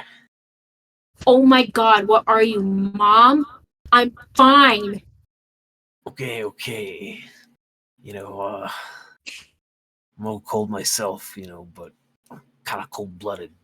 This place sucks. I don't know why she sent us here. I mean, have you seen the sky? Well, yeah. I mean, there's nothing there. But maybe I'm supposed to be a werewolf. Like, I know that that's my destiny. Then why didn't you tell Ma? I can't tell Ma. It'll hurt her feelings. You know how Ma gets. But I mean, it is a curse. Just see how you feel here for a bit. You know, think of it as a vacation. A vacation in the middle of bumfuck nowhere where it's cold as shit. I mean, there can be delights here. Will you let me drink? Yeah. And he like goes to like give you like a fist bump. Like his mood instantly went from like 0 to 100. Yeah, I fist bump him, and then I kind of like bump him in the chest. Like He goes to bump you in the chest, and like it definitely hurts. Like he definitely did it way harder. yeah, I got you, bro. Don't worry. Ooh, it's gonna be chill here. Literally. And you guys are kind of like rolling through town and see the same thing. Oh my gosh, I see Lucy in the back. Lucy. Yeah, I just see your little tail. She's Just like in your closet. I'm so sorry. I got so distracted by her. She's so cute. And like you're noticing kind of the same thing. It's also like around this like same time. Like people aren't really out. It's kind of like a solemn vibe. And like you're kind of like looking around, and like you get to kind of like the Capitol area, like the mayor's building. Mm-hmm. And like then you're kind of directed over to the Pale Scroll Order. And it's like pretty obvious. Like Mage's Guild are pretty obvious. Like you see like the big tapestries on the outside, and like the magical torches outside because like, you know, mages are bougie. And that leaves us with the Golden Luminary of Justice. Riding into town. Yeah. And like the moment you crossed over, like you had like an impending like doom kind of a feel. You're like, this is not good. Like more so than like most people, like you know that like there's something like amiss. And it doesn't feel like just magic. Like you can just like feel something else. Like whatever is going on here, like it definitely needs like a holy touch. And it's definitely, it's like, considering it's your first mission, your first time away from home, it's definitely, it's like, it feels very foreboding. And when you ride in to see like the solemn people, and like some people do kind of look up at you like, wow, that's like a hero right there. Yeah. And they like wave at you kind of nicely. And like finally, like a woman like will come up and approach you, and she'll be like, "Are you here to help us? You look like a knight." I am. I'm the Golden Luminary of Justice, ma'am. I'm here to help. Oh, I'm Adelaide. I just live here. And she like gives you like a little handshake. Howdy, ma'am. I shouldn't say howdy. Howdy. Forgot some Mitch. Hello, ma'am. Finger guns real quick. I can't let Mitch come out in this character. I'm here about all this Twilight nonsense. Tell me what it's been like for you. I already kind of know what's going on, but I want to know what you know. It feels like it's been getting darker and darker every day with when it's supposed to be thawing and it's still just snowing. It's so cold. I don't know how I'm going to feed my family. There's been loud roaring in the sky. Apparently, like, the dragon's stuck here. The rune's making noises. Everything's just terrible. You're here to fix it, though. Like, I know a night when I see one. Yeah, that's what I heard, and I'm here to fix. So are you going to go to the Mages Guild, then? I know they're the ones who are doing the most right now to stop whatever this is. Yep, that's where I'm heading right now, actually. Oh, thank you. They reached out to me. Yeah. And she'll like kind of like reach like gesture for your hand, and right out of the gate she'll give you a silver piece. And actually he's gonna reach back and he's gonna hold her hand, he's gonna put it in her hand, and he'll close her like fingers around this gold and he'll say, "You need this for your family. I'll be okay. I'm gonna save you guys." I believe you. Thank you so much, kind sir. Which way to the Mages Guild? And she points like in like a direction.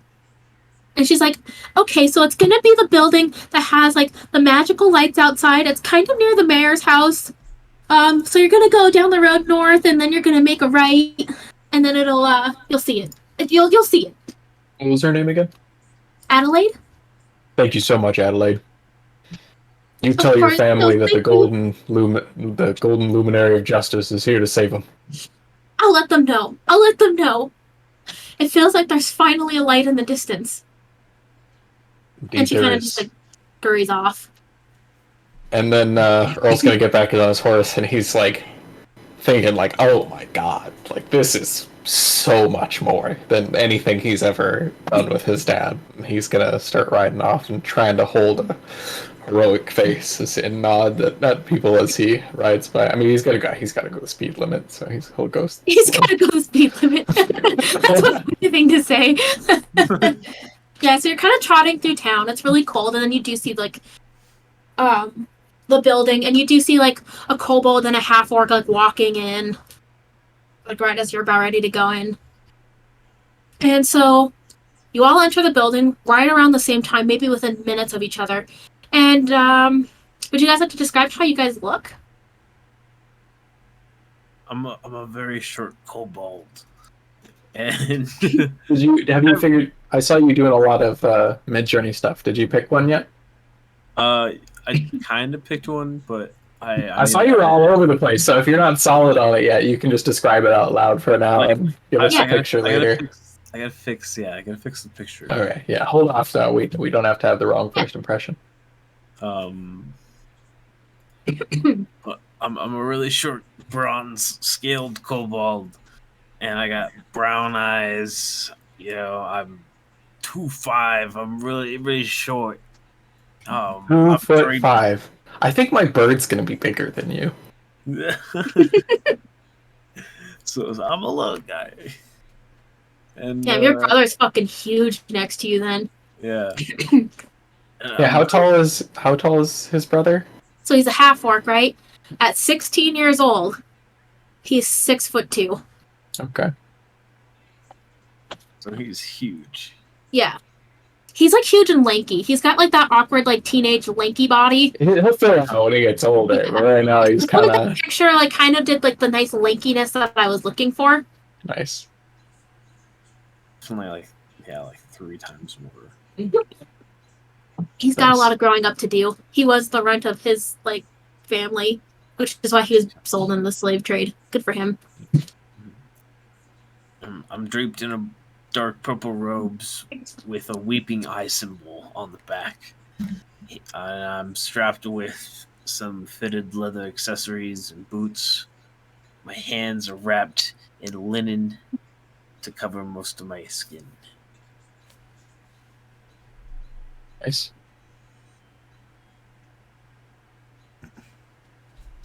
Hope the in character helped. Do you want to go next? Tate? Yeah, so my boy is a big snowy owl. So like just have that baseline, but like he has hands at the end of his wings and he's standing upright. His robes are of the type of school he's going to, which was the Lorehold initially. I don't know if that's the correct name, but like that's the sigil, along with an amulet that's strapped around his neck, and he's wearing his backpack, and he always has his like a book in his hand, or like around his belt. It's his spell book. And Right. that's it. Yeah. Do you have a picture solidified? I mean, honestly, like when you do like imagine Snowy Owl Wizard, any of them fit. Honestly, all of them Yeah. are pretty dope. Send us your favorite. Okay. I'll try, since I know I'm going the Necromancer route, I'm gonna try Necromancer this time. But I feel like it'll be too dark.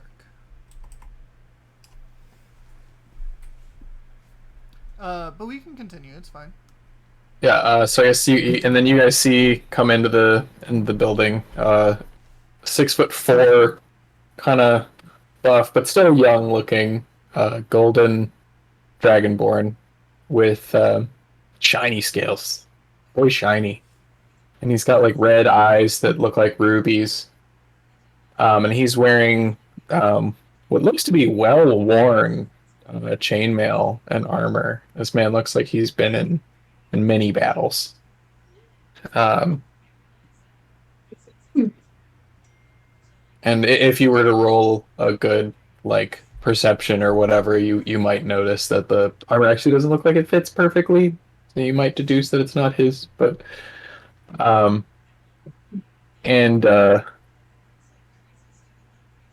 6'4". What else did I write? Yeah. Kind of young. He's still only 17. And he's going to come in and he's going to say,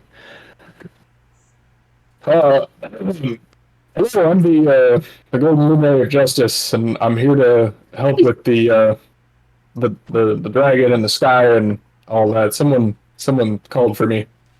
Come here. And the pink-haired lady's gonna turn around almost instantly and like look at you. Yeah. And she's like kind of looking at everyone who's walking in, and she's like, "Well, it looks like there's a party going on here." And so she like kind of is looking around and like waiting, and like there's lots of people like running around, and it kind of like this place looks like it's a disaster. Like there's like some makeshift like tables and shit, and a whole bunch of like people walking around like frantically, and finally like an older woman, like what she's got like long wavy silver hair and gray eyes and like really veiny skin, and she's kind of older looking. She walks up, she goes, "Oh, Adriel, I'm so happy you're here." And Adriel goes, "Oh, Lily, thank goodness, you're just the person I need to talk to. I'm here. I brought," and she gestures to the gnome, "like you requested. I'm not sure why you'd want Pilgrim, though. And I did bring an apprentice. Is there space for him? I know that accommodations are tight right now." Hey, I said this was 50-50, okay? 50-50. I don't know what you mean by that. 50-50. 50-50. And so the old lady, she goes, "I can definitely get him a spot at the inn. Completely paid for. I need you right away." And she kind of goes to ignore everyone else there and like drag the pink-haired lady away. Okay. And like the pink-haired lady kind of is like, whoa. Slow it down. What's going on? And so this is kind of where you all get like the lowdown on what's happening. So about a month ago, the suns disappeared and the moons disappeared. You can't even see the stars.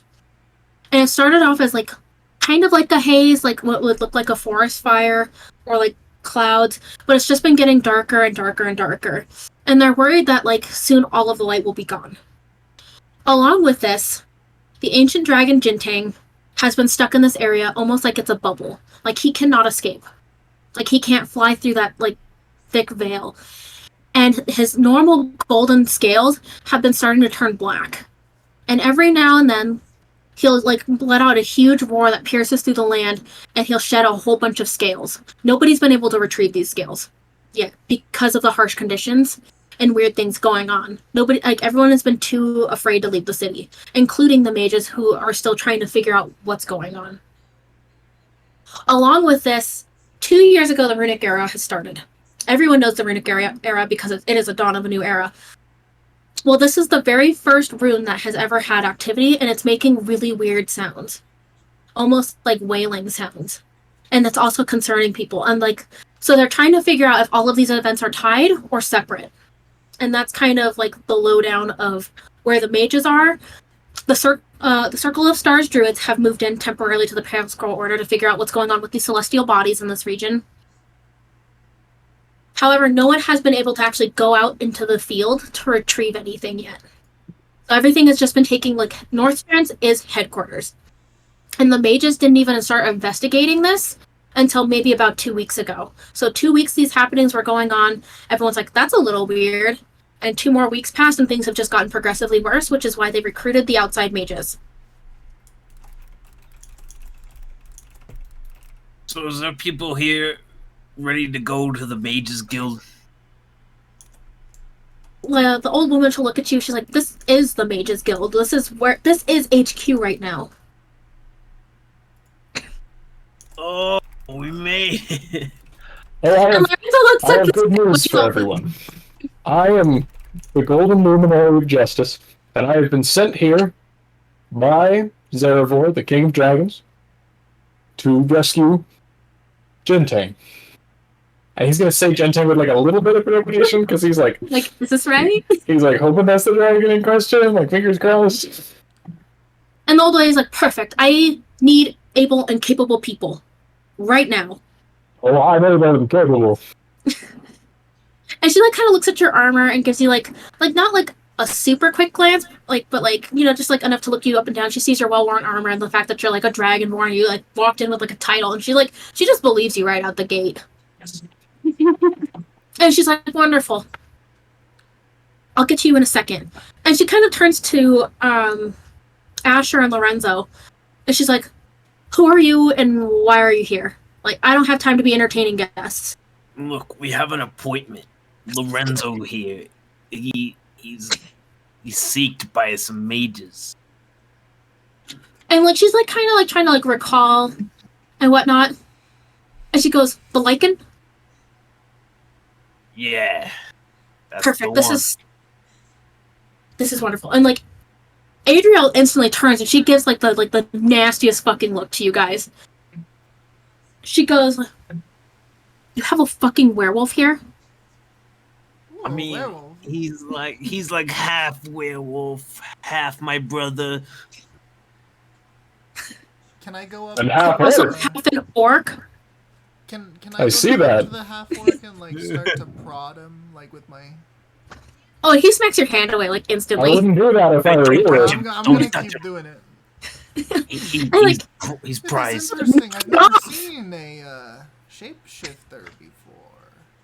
Knock it off! Stop touching me, dude! And you are saying you can't do it at will, or you're still in the those baby stages. I don't know. Dude. I don't know. So stop touching me. And the ultimate she Earl's gonna kind of butt in and be like, "Hey, give him some space, bud." I'll And he's start, gonna and I'll start Earl. prodding Earl now. You are Earl's very just gonna interesting too. Yes.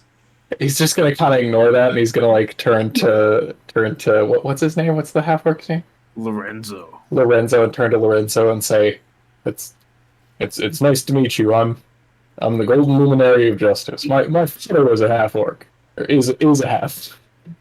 What is it? And he'll go and like give you like kind of like a handshake. Lorenzo, I'm not really used to talking to you holy types. Oh, don't let the title scare you. Honestly, I'm just a kid like you. I'm only 17, and I'm.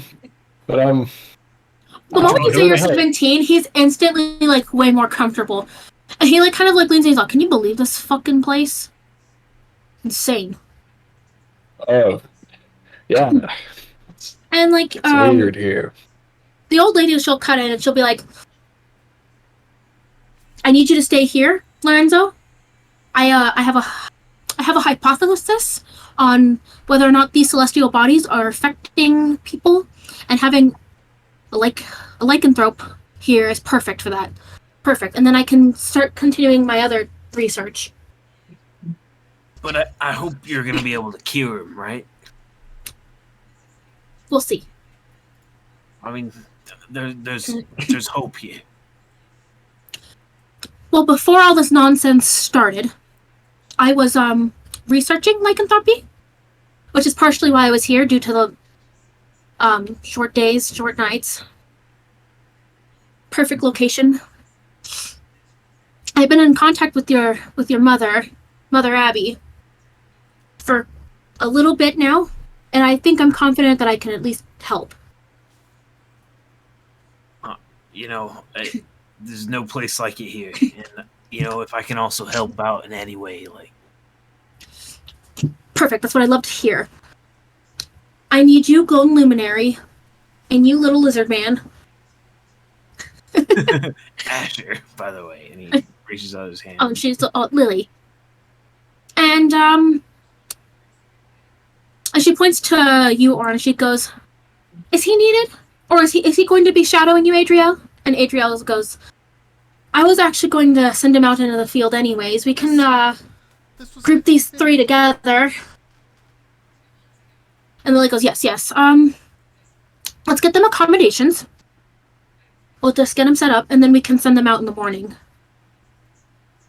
You guys have a place I can hitch my horse out front. Do you guys have a stable around back? Oh, yeah, no worries. I'd hate to take up all the parking. And she's like, "I'll just send one of the acolytes to just take care of it." And she like waves her hand, and some kid just runs over. It's a big horse. Are you sure they're going to be able to handle him? Oh, they're mages. They'll just use magic. It's fine. Okay. And so she kind of goes out, like, she kind of directs you guys outside. And she's like, talking to you guys, she's like, "What I need is scales. Scales from the dragon. No one who's gone out has been able to retrieve them.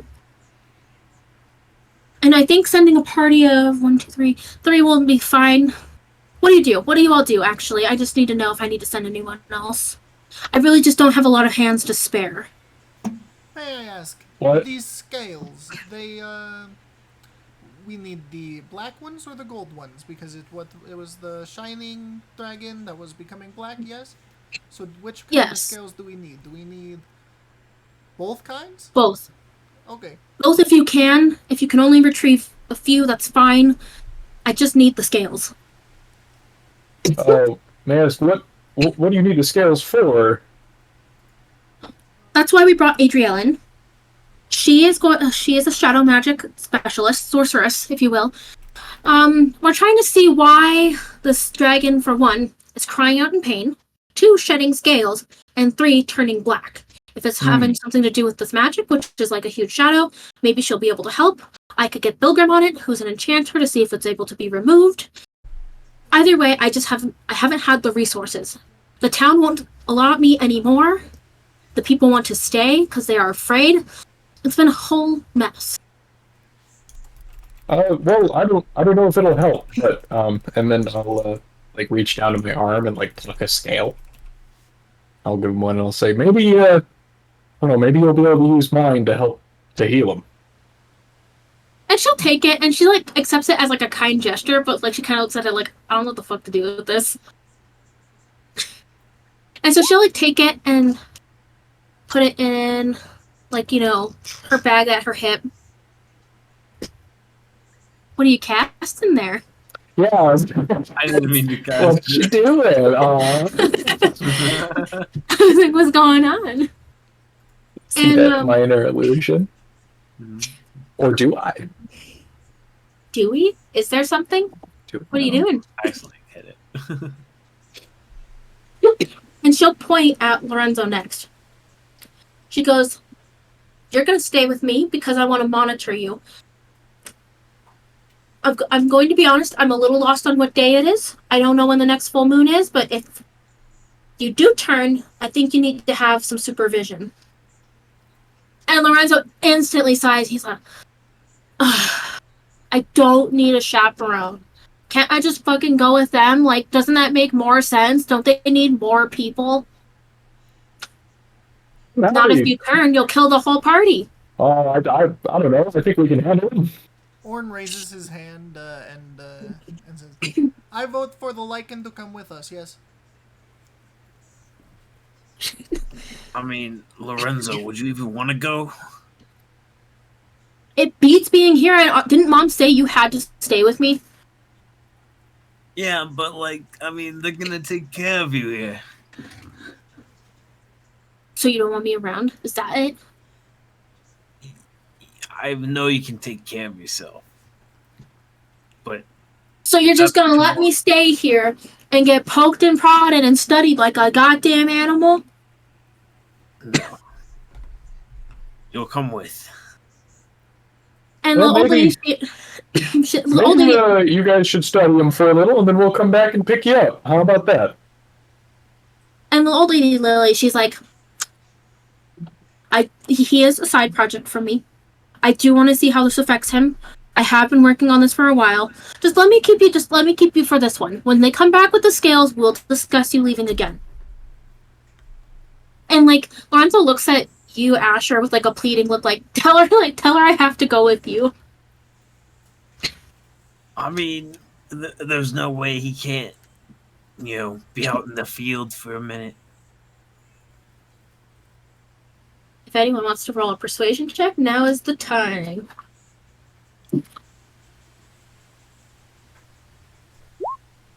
I'm sticking with just voting.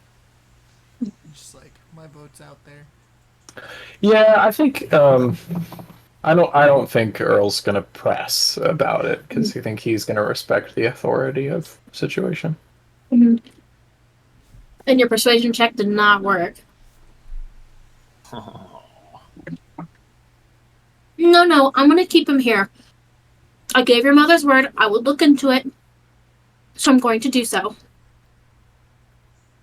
I'm sorry, Lorenzo. It's Mom's word, not mine.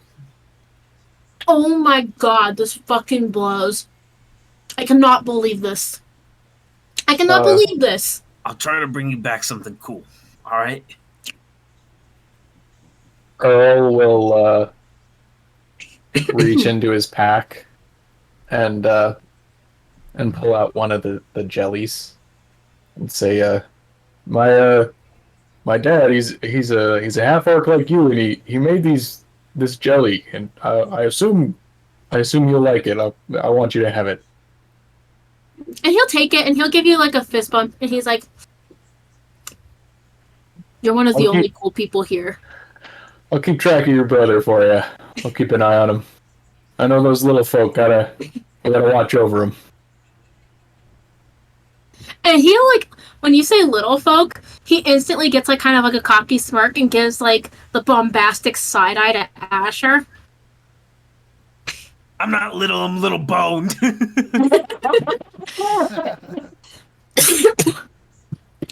He goes, "Sure thing, little bro." Oh, you're big in spirit, all right. What's your name, little guy? Actually, I'll say in Draconic to you, Chris. I'll say, what's your name?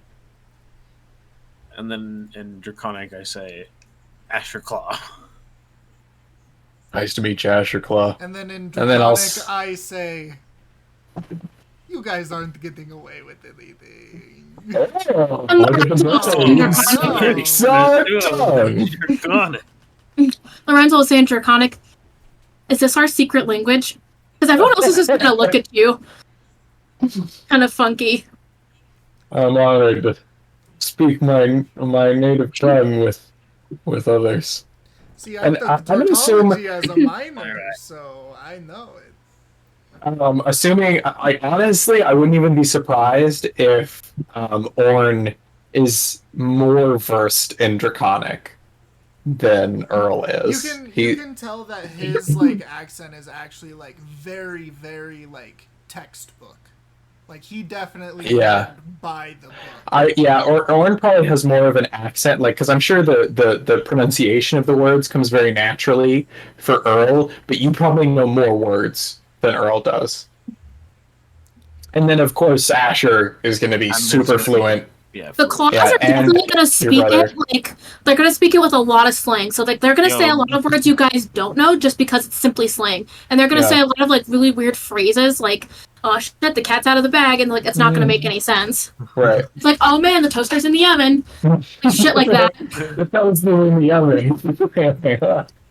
Oh, boy, there's milk in the soup, you know? We gotta let the wick and flee. Yeah, exactly. The rat's tail. I knew Taste of Draconic would come up. This is fantastic. I will say, like the mages who are around you, they do not know a fucking word you're saying. Earl will turn to the mages and say, could I use your library? I've always found it's good to study up before an adventure. And it's Adriel who will actually like answer, and she's like, I'm also looking for the library. And so Lily will take you guys both over into like the section of the building that's all just like books, tomes, papers. It definitely looks like a major study session.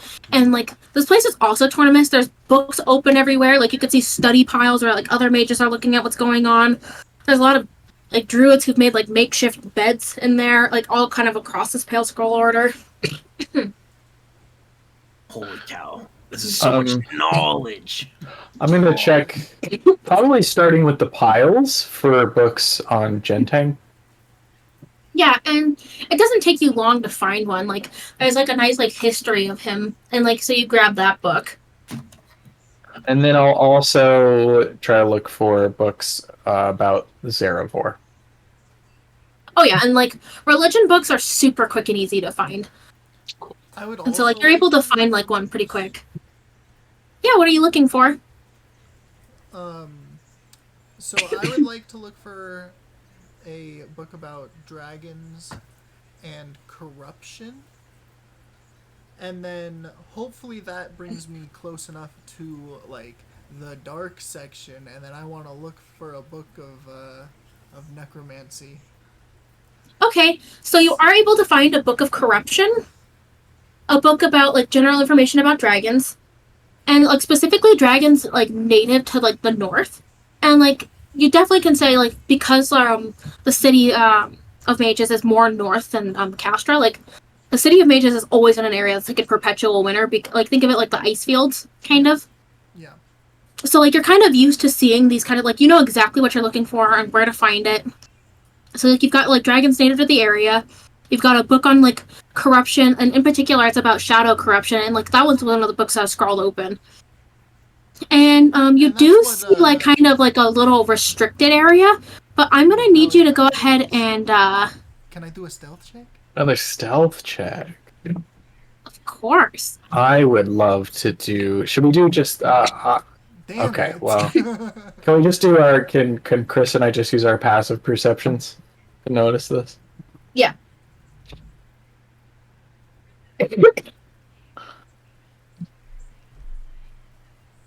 I will also. I mean, by passive, of course, we see, but I will roll just to see if perhaps maybe I'm really looking at my books.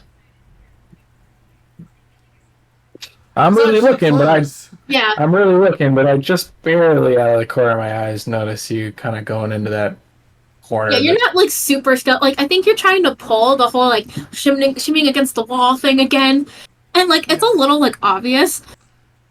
And Adriel, she'll like walk up to you, and she's just gonna kind of say, oh, "Actually, I can roll a fucking perception on her.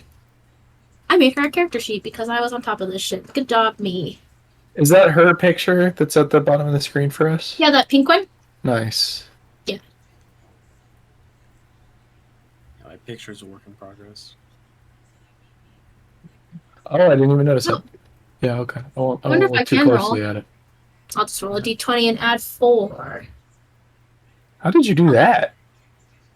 I have her set up as an NPC. Oh. I wonder if it re-rolls every. Oh no, it totally does. So she rolled a 7. She doesn't. Oh, she just barely sees you, and she's gonna kind of walk over to you. Ornn, what are you doing? Nothing. I'm looking up books for the dragon. You know how he's getting corrupted? You know. Actually, I think those books are your Deception? best bet. Yeah, actually roll a deception check for me. That man's lying. Can I stealth away? Yeah, I will stealthily insight. 13. Oh, you're stealthing away. I'm just gonna let you know now. This is a hard. Yeah, she instantly sees through your shit. Let me guess. You're trying to go to the restricted section. Listen, no, I'm not. I'm not trying to go to the restricted section because I know that it's banned. Well, hey, maybe what we need is in the restricted She's looking section, at you guys. she's looking at you like you're dumb. You're trying to go. I can see through your bullshit. Okay, listen, Adriel. Earl will stand up and be like, "Hey, I mean, maybe she's onto something. Maybe this stuff we're dealing with is some dark magic, and we should look in the restricted section for something that resembles what's happening here." Yes, Can you thank roll you, perception Golden or a persuasion check? Justice. Yeah, I'll do a persuasion. I did look through his thing. I can tell he's up to something, but I'm trying to. And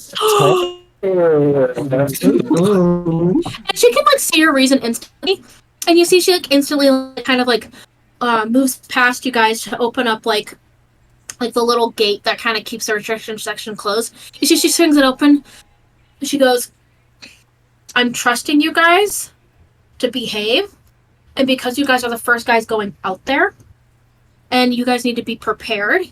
I don't like you lying to me, Ornn." Listen, Adriel, I had the idea first. You're just mad that I had it first. This was 50-50. Whatever. And 50-50 means being honest with each other. Okay, well, if I'm being honest, then I feel like we should have a bit more space from each other. You're gonna have plenty of space in a few days when you take off. Okay, well, that's great. And then he, sticks his tongue out at her. Earl will go over and start looking through the forbidden section with them. You're definitely seeing a lot of books on the archdemons, about cults, about forbidden magics. There's a few books of necromancy over there, and generally things that you're not supposed to be looking at. Earl will grab a necromancy book. Actually, I don't know. Should I do an Arcana check to see? 'Cause I don't really know a lot about what might be relevant to what's going on. Gonna look for Eldritch books. I'll do an Arcana check as well to see which would be relevant. So, okay, so Earl, you're kind of just taking shots in the dark. You have an idea. You're definitely thinking well, I'm gonna need to look at shadow related stuff. I need to look at demonic corruption stuff because that's what this feels like to me. So that's kind of your general idea. And I actually while I'm looking and while I'm kind of doubtful about what I'm going to look for, I want to put my hand on Ornn's shoulder and cast guidance and ask him and say, I imagine you were more well versed in what do you think we should look for? I bet you know. Well, I'd like to think that this kind of happens as he does it. He's just doing this, and then he feels kind of a magical confidence go from him into Ornn, and he kind of is discovering this ability he has to guide. It's just a 1. But that's So it's a 17 instead of a 16, I guess. Yeah. Sick. And you definitely have more of an idea of what you're looking for in regards to the situation. and for your own personal needs. Like, you see, like, a lot of those, like, forbidden books, like, so whatever you're looking for, you find. Chris, by the way, you do find several books on, like, Eldritch stuff. Can I try to So swipe it's- one? yeah, do a sleight of hand. Oh, yeah, you got it. For sure. Okay, so I stuff the book away. So Ornn's And gonna then- go like pick like a few types of the books, like the necromancy, shadow corruption, and like the other things, and then fan 3 of them out and be like, okay, so I think these will be the most relevant to what we are dealing with. I put necromancy up here because we could be dealing with that. I don't know if I trust you two with necromancy books, so I think I should take them. Wait, there's necromancy books over here? I kind of just like appear. Yes, it's this one, and he has a tight grip, and he's just like showing you the cover of it. Whoa. Can you describe this book? Yeah.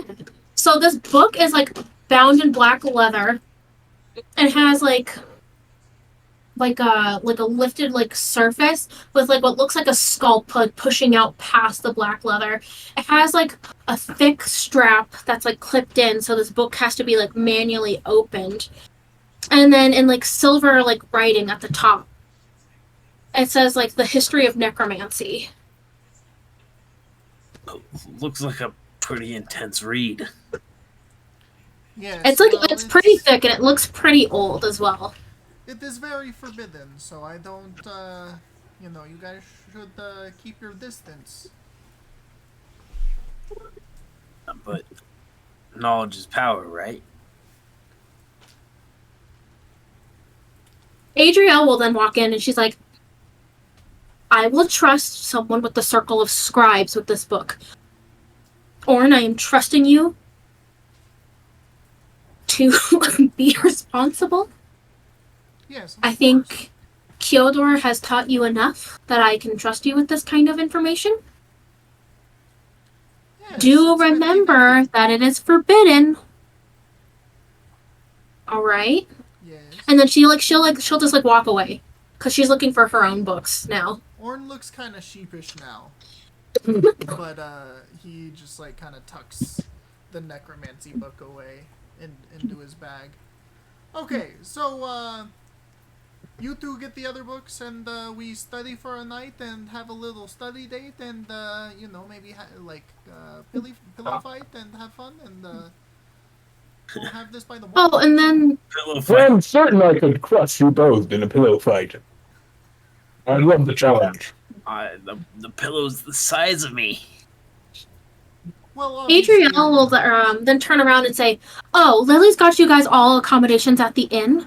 So just know that your rooms are free there as you are helping out with this catastrophe. So when you Thank go so there, much. before you leave, talk to Lily. She's got it all covered." And then she goes back to like, her own search. Lily is on it. Got to treat her employees right. So what I'm I heard thinking, help. boys, is the Circle of Stars druids. They were in town, so I think before we leave, we should go check in with them and see what maybe they would want if we went out there. Circle of Druids? Yeah, Alright. it was the Circle of Stars, right? Because they're there to investigate the magical mishappenings and missing celestial bodies. And seeing as they draw power from them, it's also been affecting their magic, so strangely enough, the druids have not really been able to cast while here. Mm. Which is also why Lily wanted the lycanthrope, because if it's affecting their magic, it's going to affect the curse as well. Mm. And who better to talk to than shapeshifters about it? Yeah. But yeah, I value the druids' opinions, and if we can help them out while we're we're doing our thing, I think that might be for the better. And the Circle of Stars druids are all around the Pale Scroll Order. And so, like, the three that you remember seeing is you saw a Furbolg, a half orc, and a tiefling. Well, you guys So you can like seek any of those half-orcs, three out. So you guys want to go with the half orc? You guys are pretty fond of them, huh? I'm here to help everyone, so we should talk to all of them. That is a good idea. Let's talk to all of them. All of them? All right. Start. Well, let's go ahead and see who you talk to first. It'll probably actually be the tiefling, because he's kind of like running around more so than anyone else. So this tiefling, like, he's obviously wearing, like, he's got his, what the fuck is it called? His star compass, his star map, like, out on his chest. And he's wearing, like, like, official robes. He's, like, walking around. Excuse us. He turns and he looks and he's all, yes, You're one of the druids, right? I am. I'm gonna, like, kind of gesture to Ornn. So listen, we are going out into the field, and I was wondering if your order needed anything while we were out there. We could pick it up and bring it back when we come back. That's a good idea.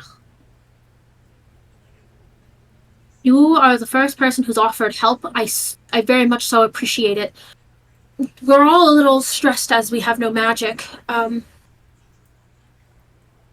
It would be super helpful if you were to pick up some of the plant life that's growing, if there is any.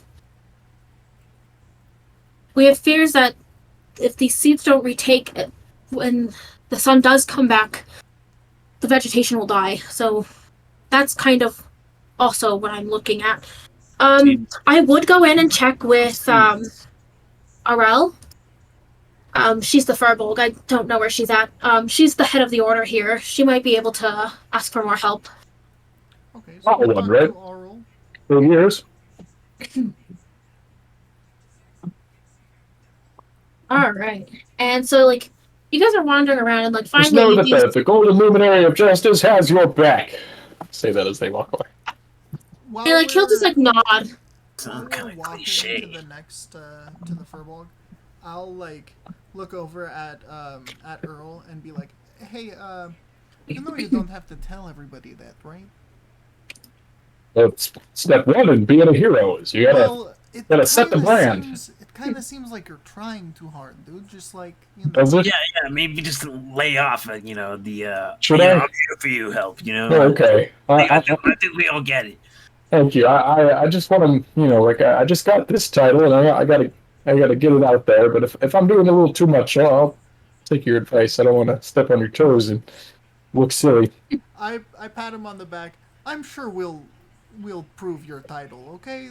Just let the title speak for itself, is what I'm saying. And he just kind of a good punches point. you like in the shoulder, and he's like, yeah, you'll prove yourself. Thanks, Your guys. actions will speak louder. My real name is actually it's Earl. It's Earl Engelbert. Engelbert. Yes, I hail from Emberbrook. Did we say Emberbrook. names? My I name don't is know Ornn. if I know where that's at. No one's introduced themselves yet. Oh, I introduced myself to yeah, you officers and grab there. definitely made your name clear. Well, I guess I wouldn't say my real name. Yeah. Well, I mean, we've already met, but Ornn, I'm Asher. Nice to meet you. It is nice to Hands meet out, you, he's giving his hand towards him. I've never ran into a kobold. There are none at the Mage Tower. Are you guys not magical?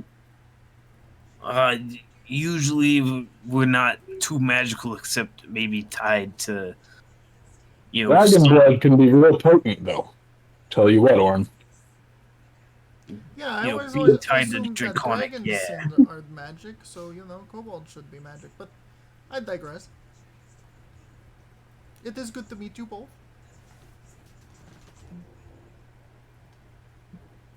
Good to meet you too. Twice. And I hope you guys can.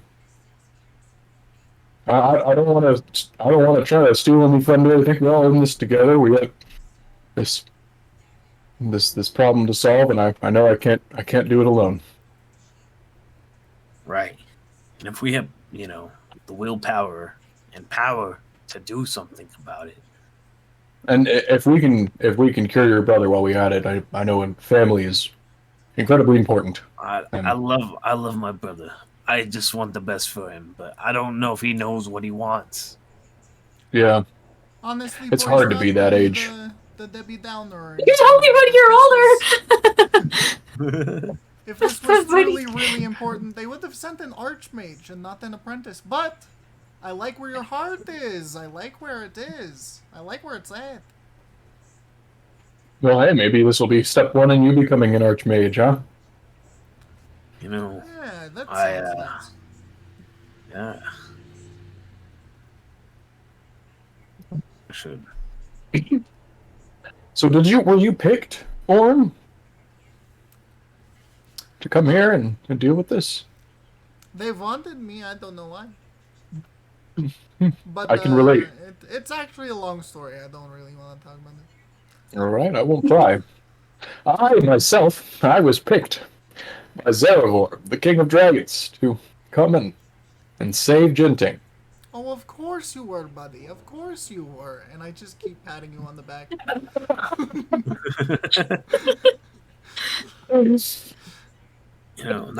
That sounds like a pretty big deal.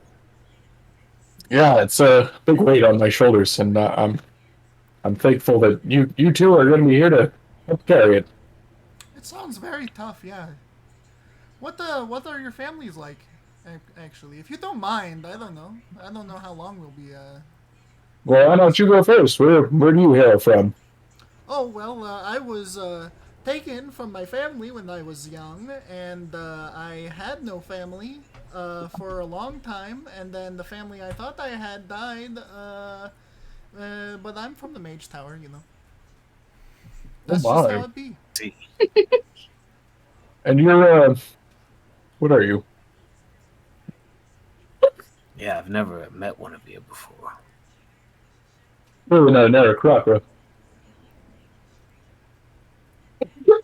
I'm well, I'm an owl. Owl. I'm just an owl. I'm just a big owl. All right. Well, nice. I mean, obviously, I'm a kobold.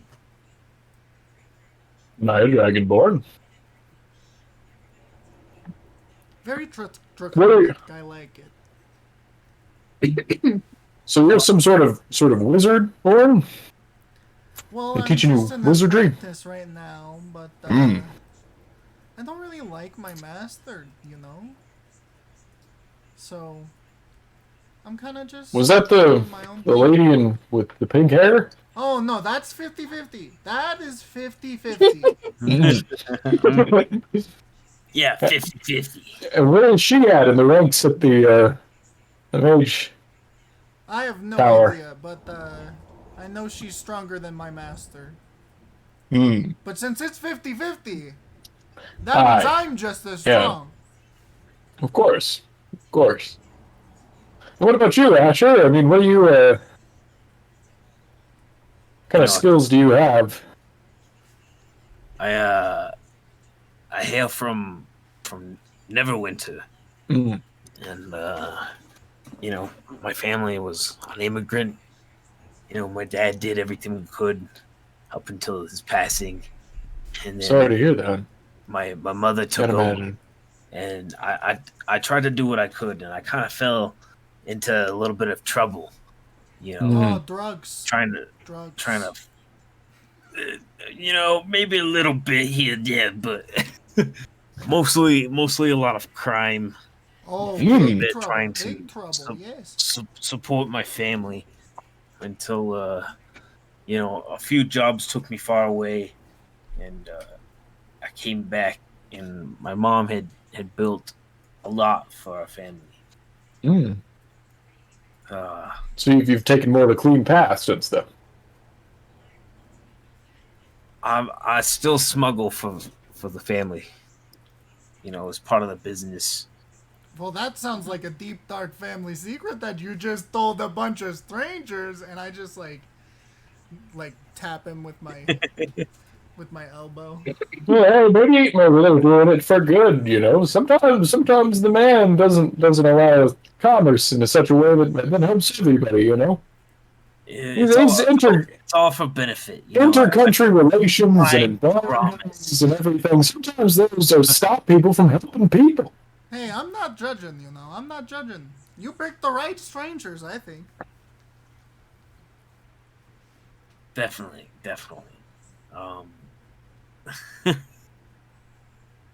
But you know, I'm pretty good with my blade, and I kind of like spin it around my hand. And I got a few other tricks up my sleeve, and he kind of like rolls up his robe sleeve. He doesn't do anything. Can I like try to like spook Asher's knife out of his hand? Like, what I'm gonna do is I'm gonna like clap like right in front of his face while he's flipping the dagger, and I'm also going to cast thaumaturgy to make the clap really, really loud. It's fucked up. Okay. Dang. What should I throw? I almost would make it opposing dex saves.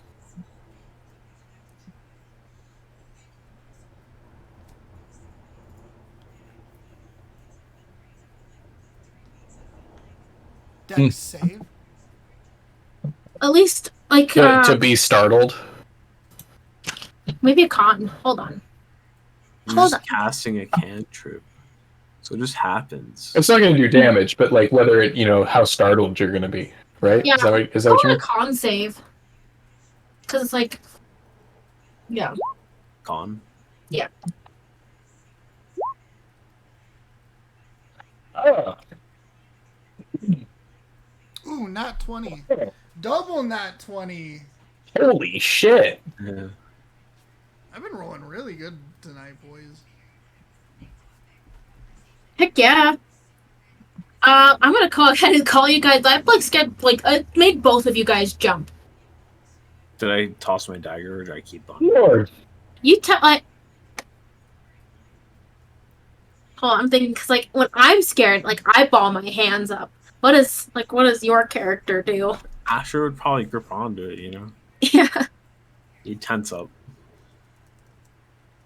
I mean, like that's kind of like my reactions. Like usually, like when I'm spooked, like I hold shit pretty tight.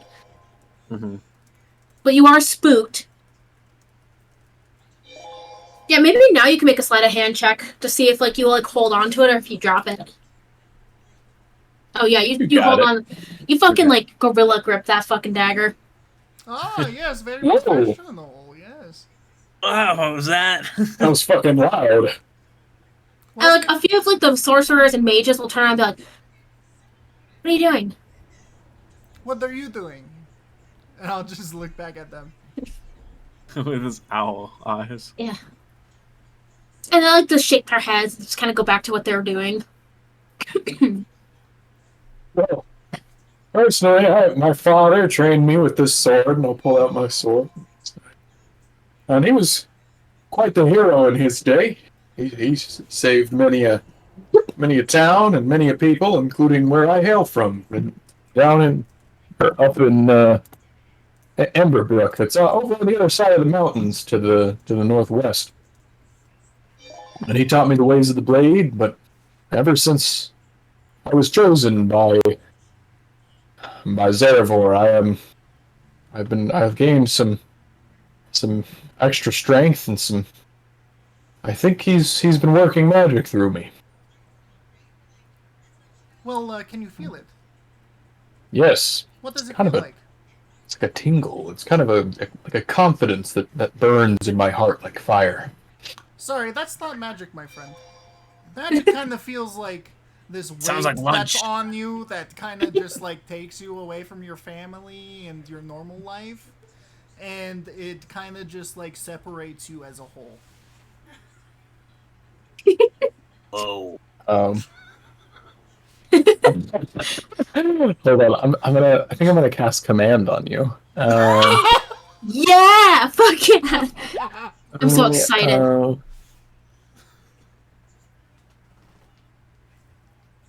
And I would say I wouldn't be so sure. And I'll put his hand on and I'll say, "How about you jump for me?" I don't have to put my hand on him. I'm gonna say, "How about you jump?" I'll jump. Yeah. Wait, you gotta make your. You can make a wisdom You can save. make a wisdom save, or if you want to fail on purpose. Did you just like willingly fail? Yeah, I'm willing. I'll jump. Oh yeah. What was that for? You trying to make me feel better? You feel that fire now, huh? It's just so funny. I love Earl. I guess. I mean, I like jumping. I like flying. Have you guys seen me fly? No, you can fly. Wait, am I supposed to jump too? Yeah, you should jump too. And he jumps. That's so funny. I don't think that was quite the saying, but you got the spirit. Zervor would be proud. I hope someone's proud. We should let's get going and talk to that photo, boys. And you guys do. You find her like relatively quickly. She's like directing people around. She's got like a long braided hair. It's gray. She's got these nice cyan eyes, and she's real beefy. Like she's got that nice like big beefy furbolg look. And she's definitely like directing around people. Hey, ma'am, do you have a minute? No. Yes. I'm the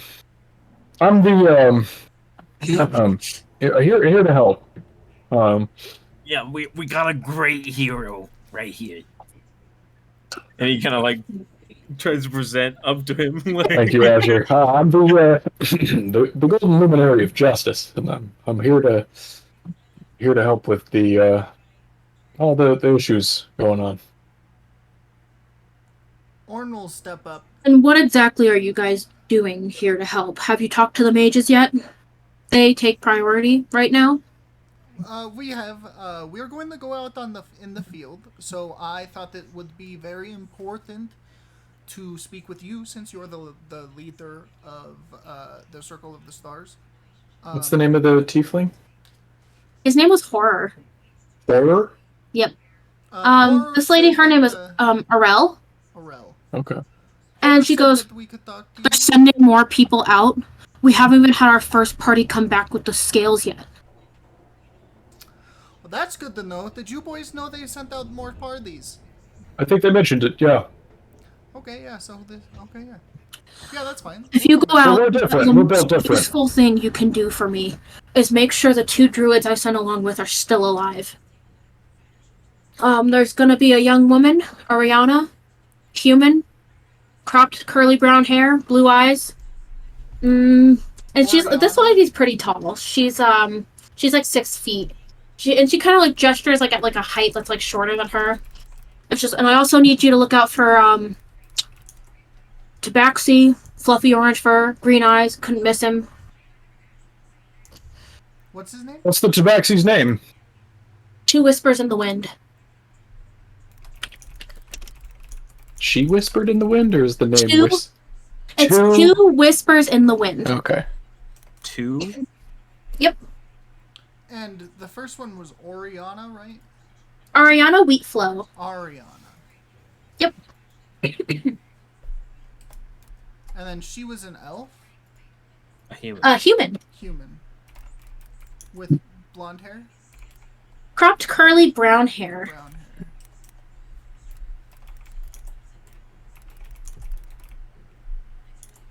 Curly brown hair? Yep. What color is that Tabaxi?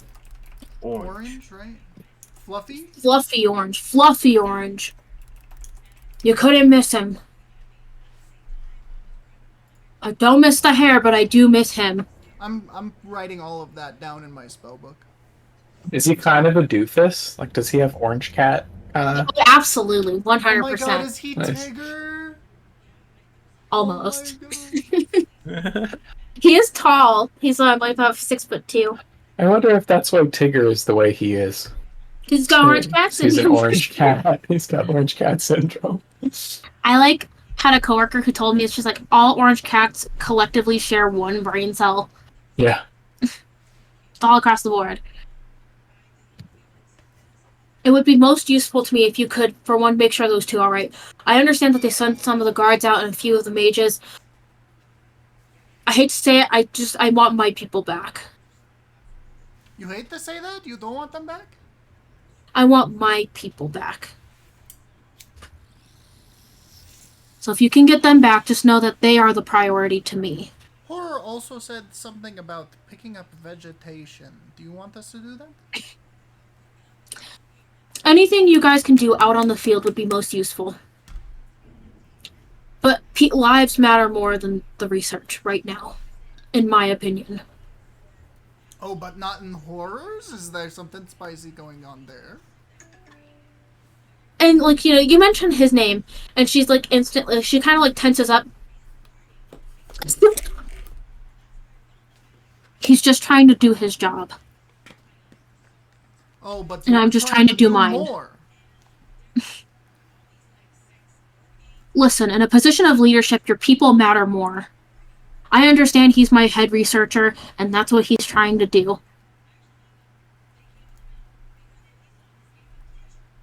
While I don't agree, it's still important work. Okay, I'll tell him to keep doing his job.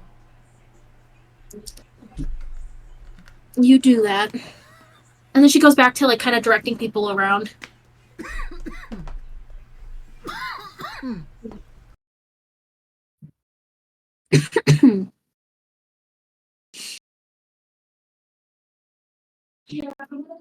And so I think at this point in time, the older human woman, she'll probably go and seek you guys out and then lead you guys over to the tavern. And when you guys walk in, sorry, I have 1,008 documents open right now. It's okay. Kind of an older human man greets her and kind of looks you guys up and down. And he goes, so are these the heroes? And Yes. she's like, yeah. And he goes, all right, I got rooms for all of you. Thankfully, no guests right now. No one really wants to come in the midst of all of this. He, kind of gestures to the grand, scheme of things. And he hands you guys all each a key.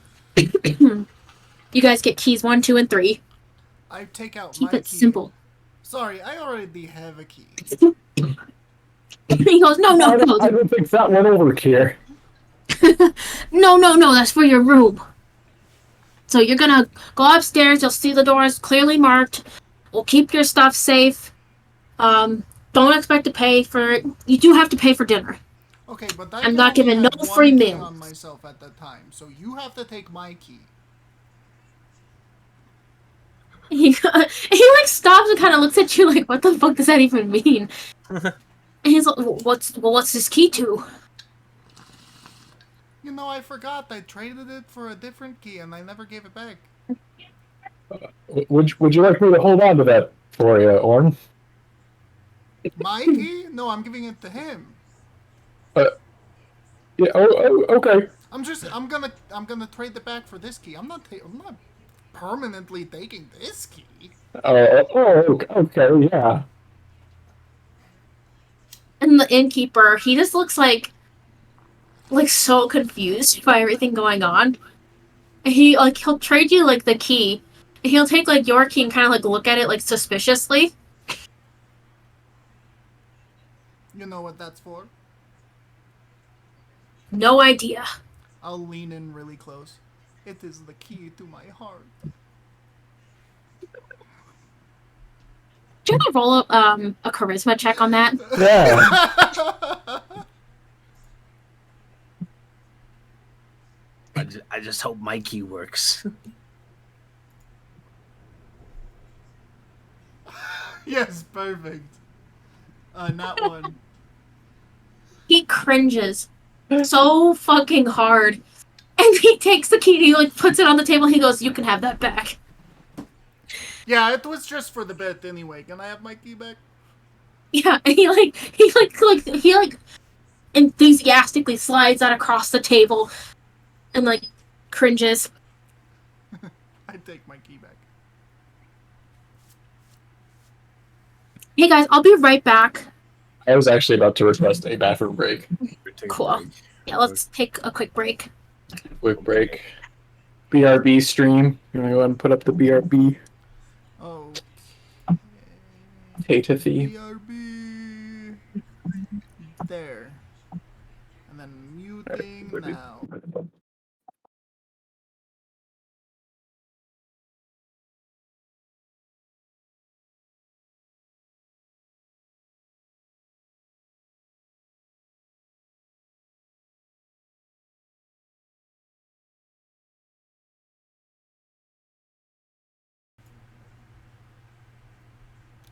Hello, welcome back, stream. We're back. Woo. Had some unexpected issues. Now we are back. Technical difficulties. Technical difficulties. Technical difficulties. But now we know that my bird's name is fucking. What did I say? Everwind, maybe. Yeah, Everwind. And Everwind. And then Emberwing will show up occasionally and bring letters Email. for me. I'd like to think that that little thing on their chest is like decorative, like kind of a decorative plate. Sort of like semi-functional as armor, but really just more of like a... Really There's fancy shit. yeah. Nice. And then Emberwing is a little bigger than Everwind.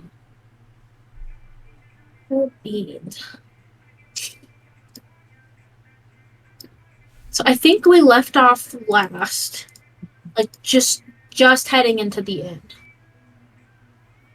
Mm-hmm. We actually, I think we talked to the innkeep about keys. Yeah, and he got the key to Ornn's heart, and then he like gave it back. Not down for that.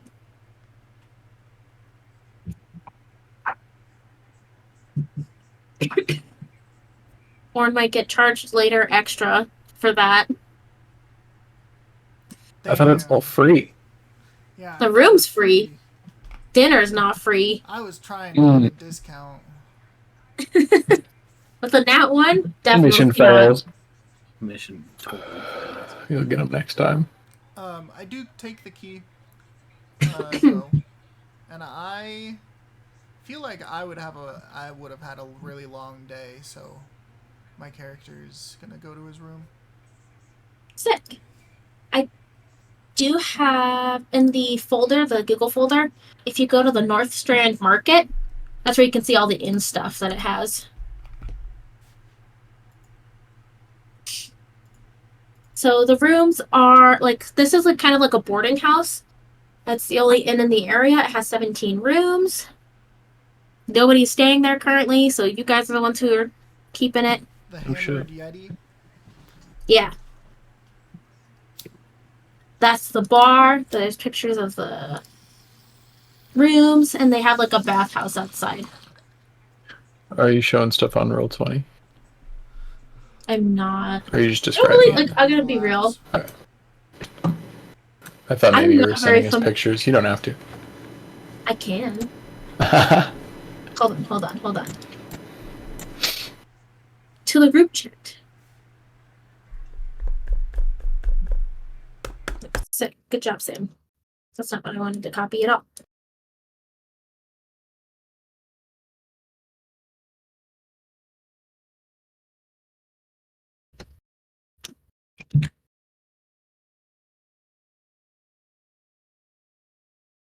Alright, it's not working very well for me, so you guys might have to actually just look at it through the Google folder. No worries. It's all there, though. Is it in the It's in the cast? Castra, yeah. Don't think I have access to that. I sent it. You could also maybe you just need to modify the permissions of. There you go. Should be good to go now.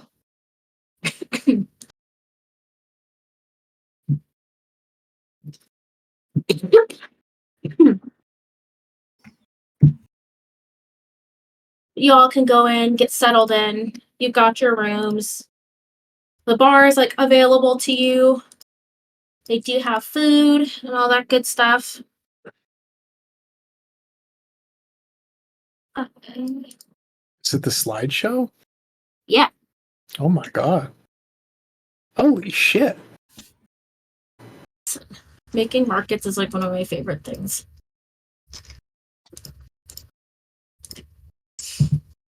I love that your guys' Google pictures are actually you. And then mine's just some fucking dude looking at a hot dog.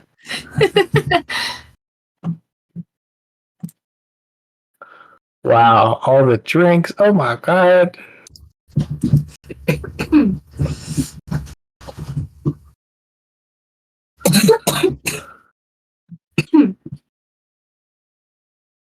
Are you boys hungry? I sure am famished after all this riding and talking and healing. I could use a rat. Hello. A rat, you Yes, say? I actually hear the venison meatloaf is really good in these parts. Mmm. Meatloaf, meatloaf, meatloaf. Meatloaf. Let's get some meatloaf, boys. Is there? You go. Oh, no, you go first. I was gonna ask who's at the bar or whatever. It's the same guy who gave you guys your keys, so he's like an older human man. He's kind of just like hanging around, and like there's a few of like the locals who are in there kind of drinking. It's like a little bit like in the evening now, like let's say like 7-8 o'clock. And so it's like, you know, the people who've come in from like a long day, like wanting something to eat, something to drink, kind of just like hang out.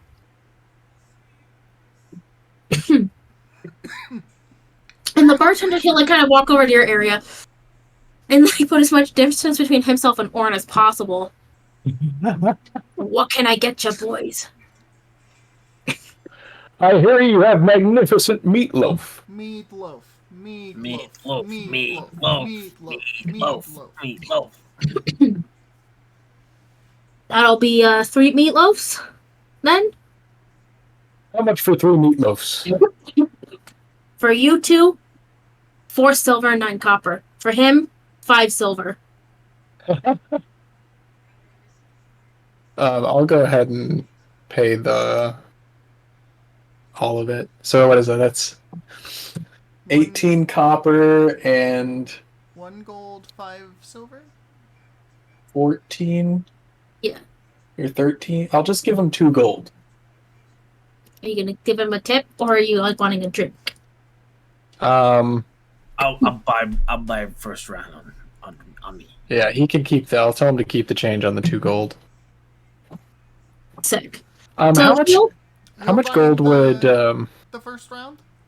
I'll buy the drinks. Ashley? So my background and class gave me 19 gold. Chris has how much gold do you have, Chris? I have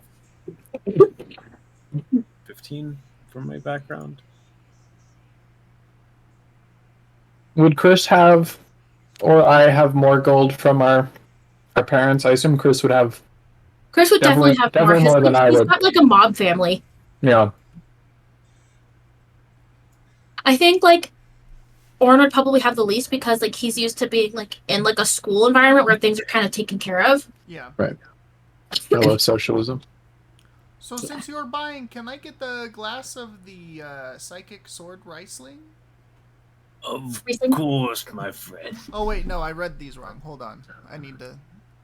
the imported Orb Pinot Noir. Pinot Noir. He's just wanting the most expensive thing on You want the glass or the bottle? The glass. Or the bottle. The bottle. For sure.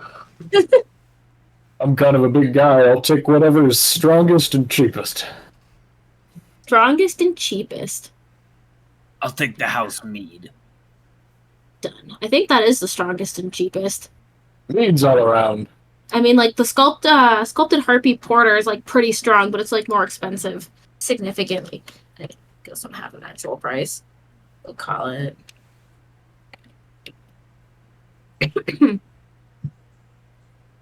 And we'll just say, because I don't feel like doing math, it's late. Your 2 gold covers your drinks and Ornn's, like, the food.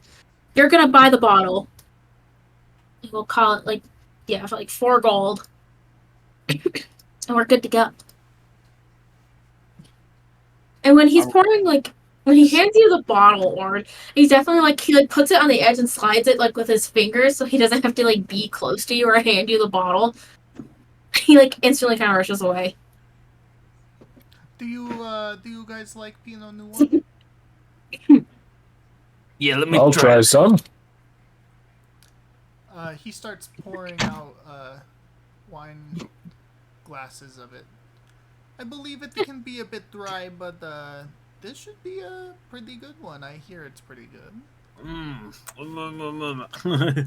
Described as herbaceous and raisiny. Ornn, like, It's a little bitter. Ornn, for my like, taste. like, swishes it around in the glass and, like, smells it first. Like, being really, like, posh about it. And he just takes little sips. I think actually all 3 of you guys would know your liquors pretty well. Like, Earl from being in a tavern a lot of the times growing up. Asher from being around a whole bunch of, like, mobs and liquors and casinos and stuff. And even you, Ornn, just because of, like, fancy dinner parties and stuff with the mages.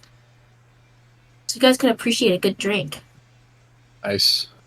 And you can kind of tell that this bar doesn't have, like, the best selection. There's no, like, top bottled, like, 10 out of 10 good shit. But, like, it's a pretty good, like, wine. Like, you'd call it, like mid. It's like a mid wine.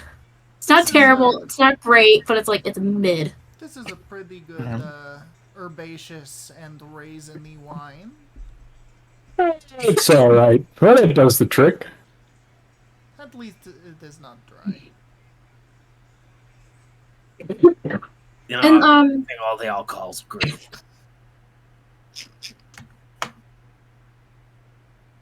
Do either of you have spooky stories while we wait on the food?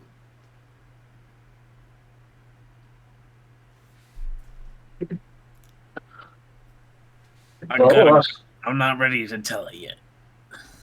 I've actually been trying to get ChatGPT to come up with something for me. Tell Oh, sick. it. I asked her for it. It came up with something too spicy. I was like, I'm coming with an adventure, and it was like, fought an ancient skeleton dragon. I'm like, okay, hold on.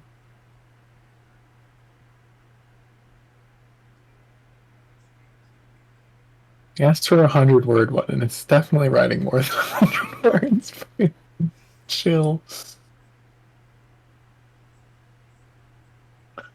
Okay.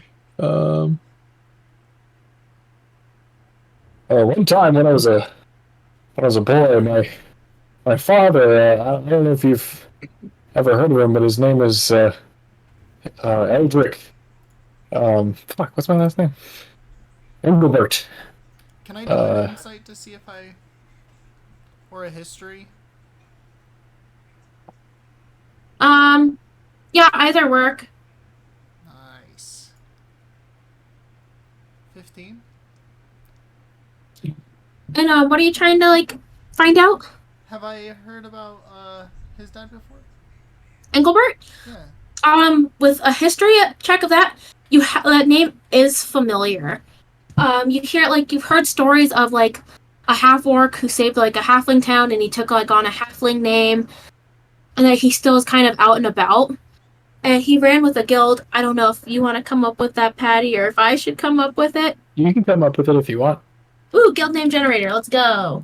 I'll come up with it. Hold on. Sam's got this tape. He ran with a group called the Dashing Blades. I have to Oh, write yeah. that down somewhere.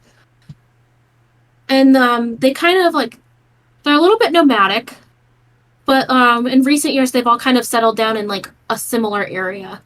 So while the orc of the group they settled down in Emberbrook. Yep. A lot of the surrounding members kind of like picked villages and cities within like neighboring regions and everything, so they all could be semi-close to each other in case duty calls. But the name is a little bit familiar, for sure. The Dashing Blades. I've heard that You've heard of them? the dashing doesn't only mean that they're fast. If you get what I'm putting down. No, they're very. Wouldn't call my dad. I mean, he can. If you give him time, he can get up to a pretty fast clip. But he's kind of slow to accelerate. He's a big I'm guy. saying your dad is hot. Oh, He's dashing. okay. Yeah, he made it pretty clear. Yeah, he's a good-looking guy for a half orc. But one time he took me on an adventure to retrieve a lost relic that a orc warlord had lost, and it took us deep into a treacherous maze filled with traps, fierce creatures, and even puzzles. We had to do this one where we had to like balance these sands on these pedestals and be sure to not step on the wrong tiles while we did. It was very, very dangerous.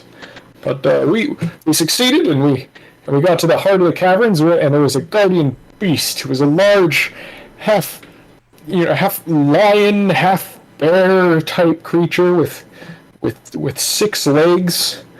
And I must admit, my father he bested the beast, and I helped.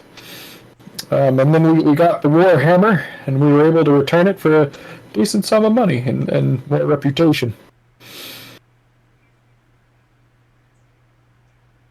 Did you That make is a very big cool. buck on it?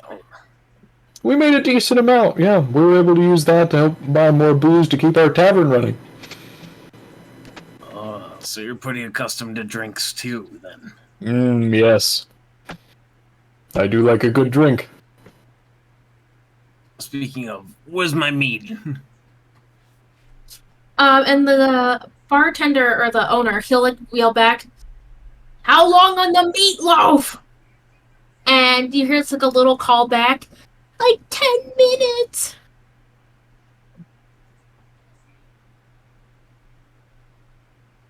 And so he kind of looks at you guys, like, 10 minutes. Oh, no rush. Thank you. And around this time, the owner he leaves, and a different person like comes out to start like manning the bar. And it's just like a half elf man. He starts kind of like going around wiping everything down. Like it's like kind of looks like a shift change, almost.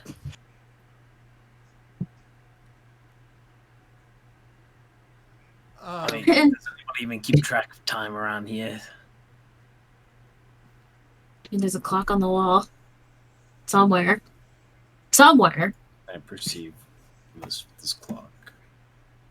It's like let's say 7:30. You didn't have to roll a perception check. I mean, you can use your eyes. It's not like a hard thing.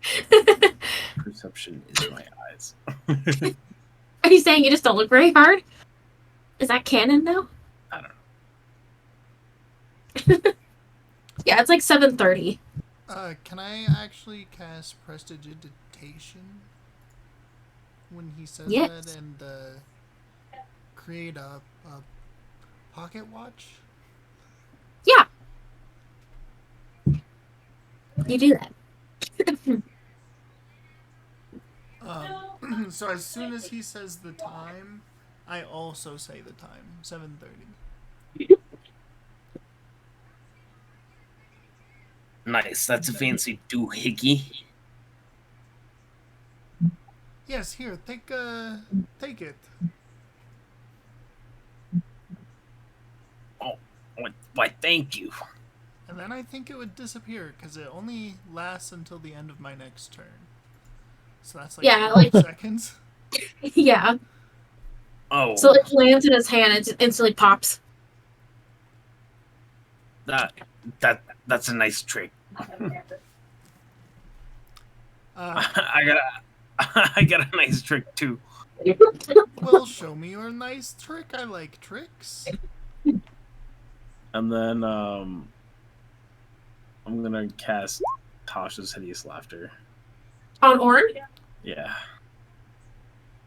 Alright, boys, you I know the don't drill. have that one. Oh, if you don't cast it on me, I can copy it into my spell book. Yeah. So go ahead and make a wisdom save then. Your wisdom save. Here we go.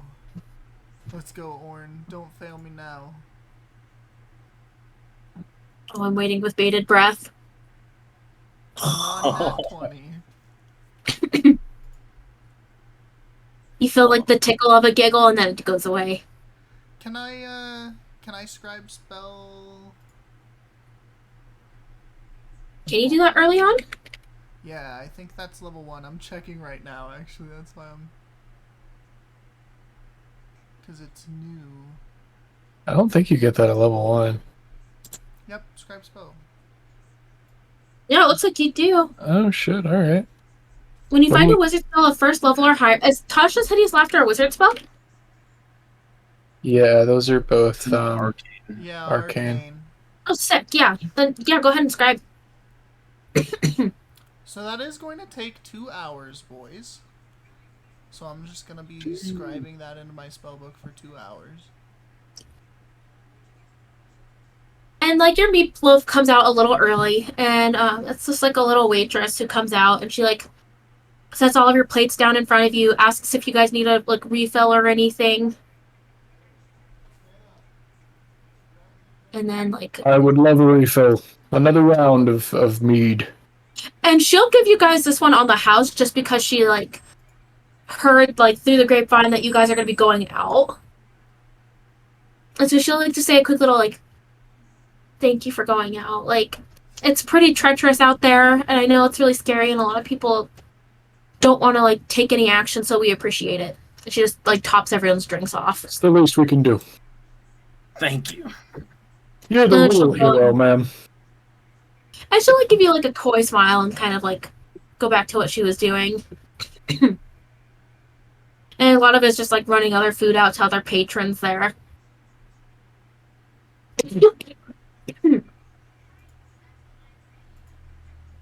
I like that you guys all got the meatloaf. Meatloaf. How is it? Is it good? Does it live up to the hype? It's pretty decent. It's, like, a little chintzy in size, but, like, you're kind of watching all of the food go out, and it looks like it's generally just smaller portions. And you would think that just because of, like, a lot of the stuff going on right now. But you would call it, like a good quality meatloaf. Nice.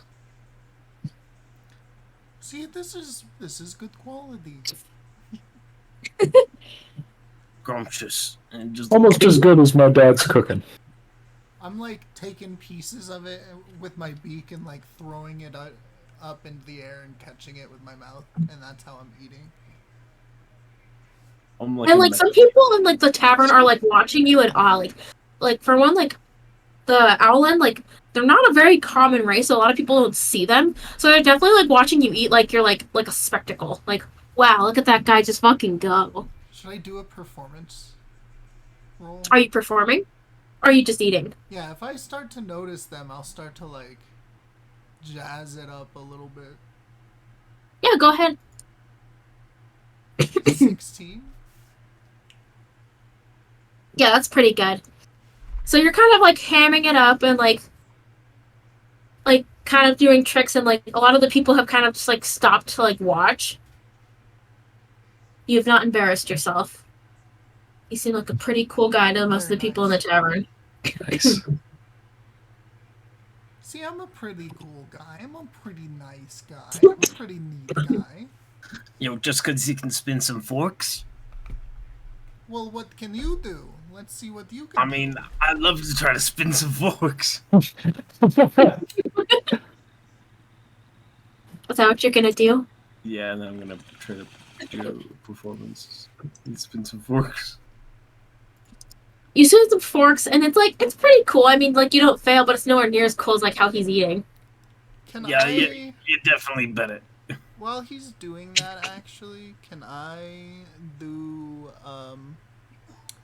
prestidigitation and make an odd odor come from him? And then I'll be like, ooh, Asher, that was a very stinky. Oh my god! I just usually I'm in a lot of filth. But I smell real good.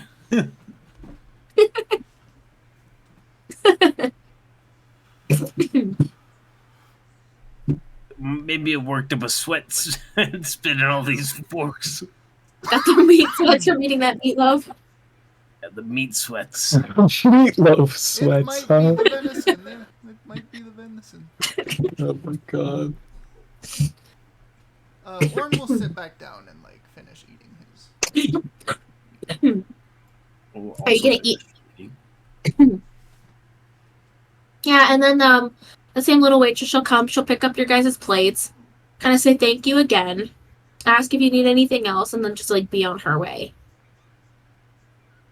And like some of the people are kind of like now starting to like approach you guys in the tavern, and they're like kind of asking like, are you guys like really going out, like out of the city? Indeed we are. Trying to solve what's going on here.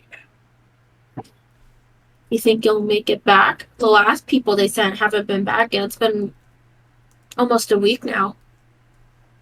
I'm confident that not only will we come back, so will they. And if they need our help, we'll be there to help them.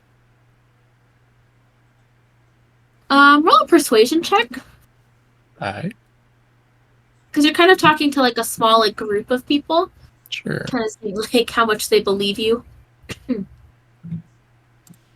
Where's my fucking...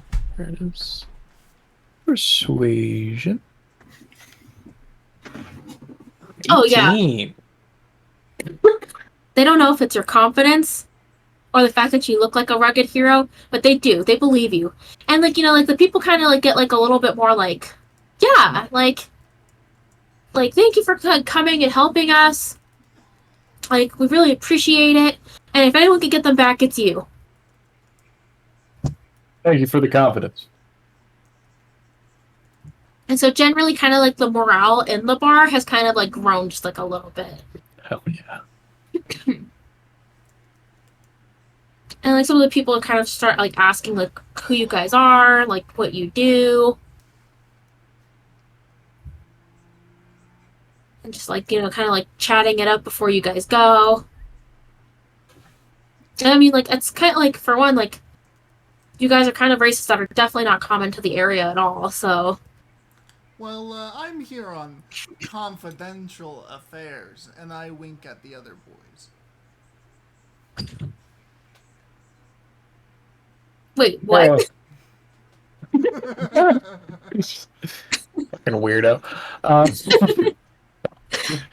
Well, I was sent here by... I'll have it memorized one of these sessions. Fucking so bad with names. It's okay. By Zarevor, the King of Dragons, to rescue Jintang, the Golden Serpent. I am his chosen paladin. I am the Golden Luminary of Justice. Golden Luminary of Justice, that sounds like an important title. It is. But if that's too many words for you, you can just call me the GLJ. The GIJ. Nice. That's great. I love that. I'm writing that down. Hold on. The GLJ.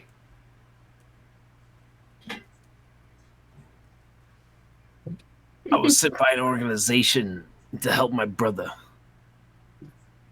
and to see what's going on here.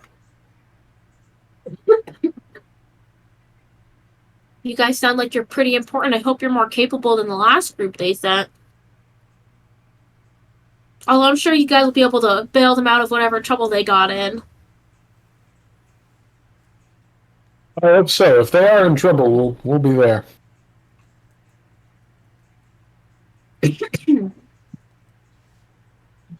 And like a half hour passed. Actually, probably longer. You guys finished your food. It's like 8:30-ish, approaching 9. And so like a lot of like the businesses in the town are closed. Yeah, I And, think like- I'm gonna start getting ready for bed. Tavern has like a few more people in it. There's like a few people playing cards. It's kind of like night is starting to wind down, and you guys all did have a day of travel. Are you guys gonna do that pillow fight that you guys said you're gonna do? Yeah, we'll go back to our room and read books, and at some point a pillow fight will ensue. Is it does everyone have their own individual room, or is it a one big room that we all stay in? You guys all got your own individual rooms, so you guys kind of did luck out on that one. Okay. So And you guys got grab like the my first 3 rooms, which are kind of generally nicer. Like you guys each have like a double bed in your room, like a nightstand, dresser, lamp, all that good stuff. Oh so I'll yeah. grab my pillow and go to GLJ's room.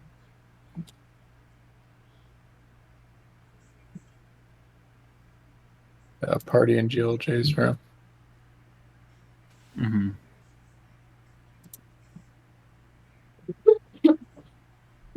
And so you guys do. You guys all like converge in there. We'll say for argument's sake you got room 1, which is like a little bigger than the other 2. Oh yeah. Let's see. And so you guys wanting to read those books, beat the shit out of each other? Like, what's the plan? Yeah, definitely want to start with the studying. Cool. And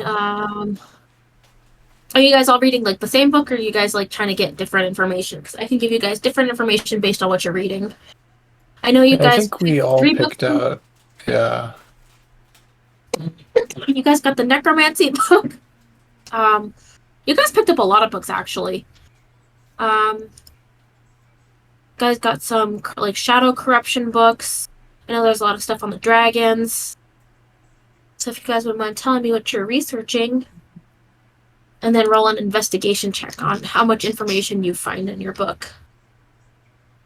Want to read about the dragons. I put all of the books like out in a fan if I can, while they read their own like individual books. Oh, so you're reading from like multiple books at the same time? Yeah, and I'm just using prestidigitation to make a puff of wind to like move the papers. You fancy fuck. That's awesome.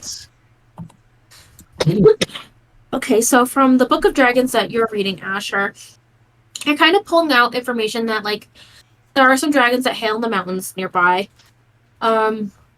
There's like several ancient dragons that kind of roam this area simply for like mountains, livestock, dens. It's just like a good area. There's like lots of mountains, cliffs, that kind of stuff. And so you're kind of just getting like, you know, like touching basis on what kind of dragons are up here. So like you've got like a lot of blue dragons.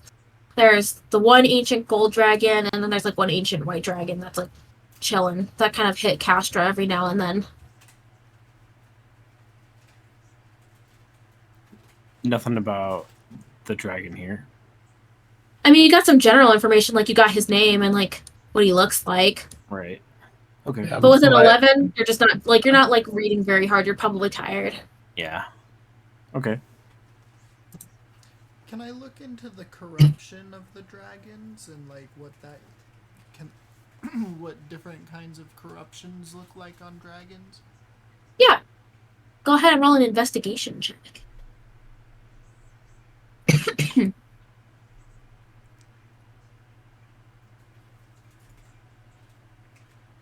Oh, sick. 20.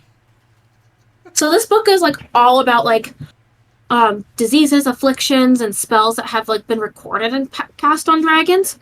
And so you're flipping through and you're like, well, this is not a disease. And then you're like flipping through, it's not an affliction. And then you're looking through at like curses and stuff like that.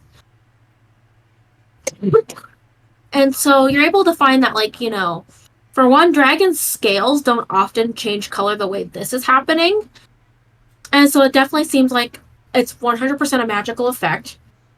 But it almost seems like it's more of like a life leeching effect, which is like draining like a lot of like, not only like the magic, the color, and like, you know, tainting like this poor dragon's scales.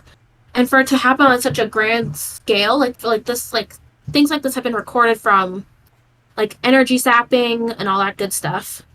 In particular, you're noticing a lot of ties to different types of demons, in particular abyssal and there's other and like fiend types of magics afflicting it.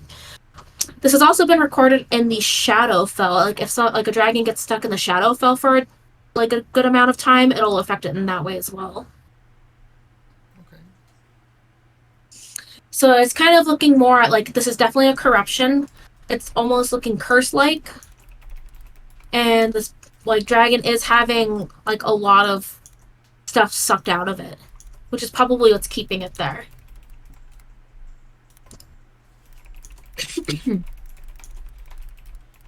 So you said something abyssal. Like for you, it's like either like a fiend or something abyssal that's really like tying into this.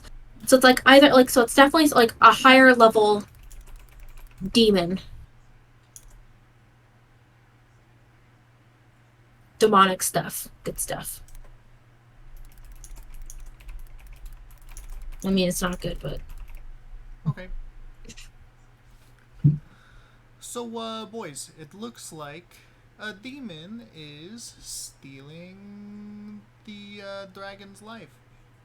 So that's probably why he wants you here, and he points at GLJ. Demon business does not sound good. Have you boys ever encountered a demon before? Yeah, once. It was actually with this dagger, and kind of pulls it out. Oh, and you live to tell the tale. Yeah, it was quite an event. I stumbled across a tomb, and I managed to find this dagger, and the entity resides maybe within or is tied to the dagger. Hmm. But it only revealed itself to me once. What did it say? Well, it offered me a pact for power. And did you take it? I had no choice, I felt. Oh my. Oh, interesting. It had done horrible things to the other people that were with me. So you must be looking for the cure, right? For your... Definitely a way to break this pact.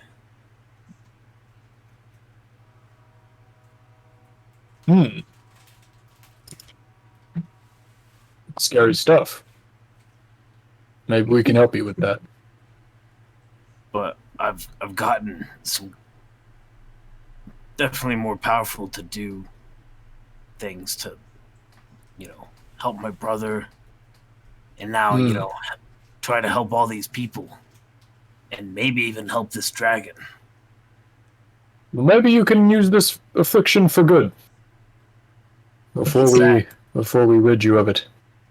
Exactly. And what happened there with your brother? How did that? Did he get bit? How does that happen?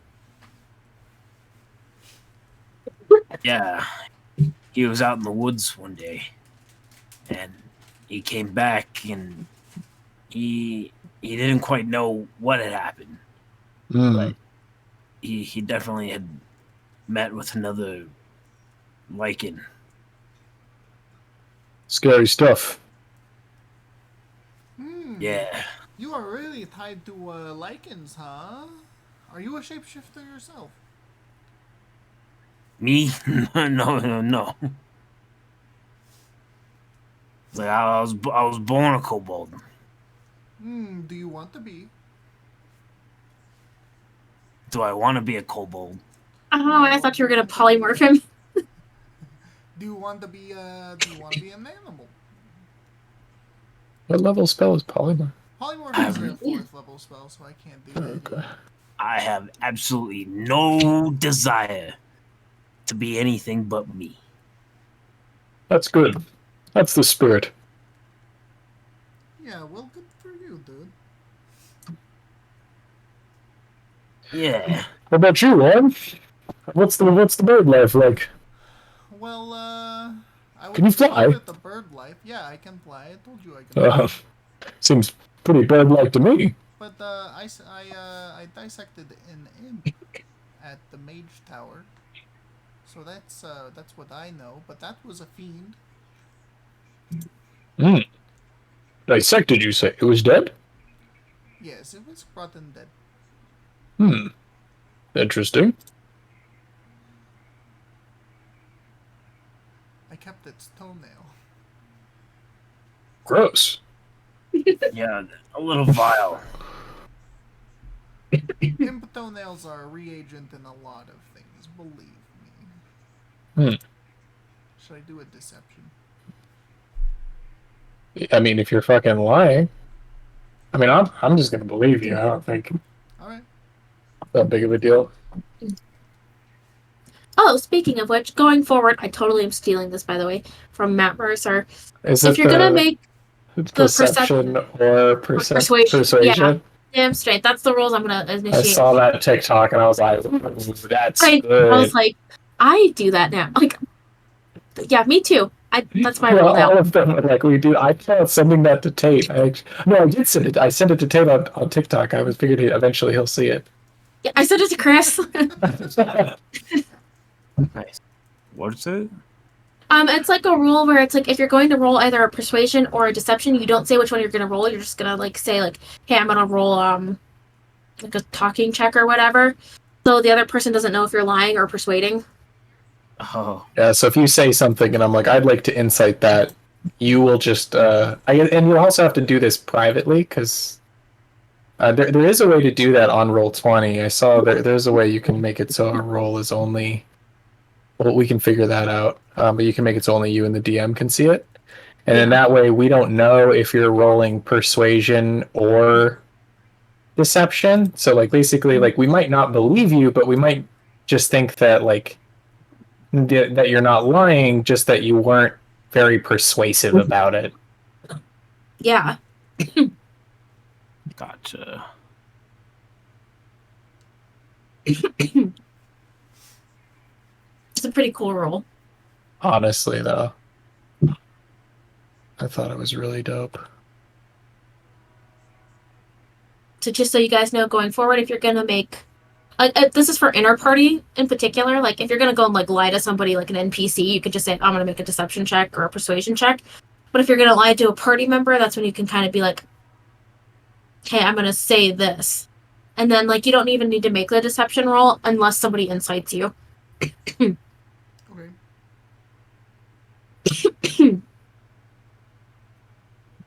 I think we're good. Sorry. Okay.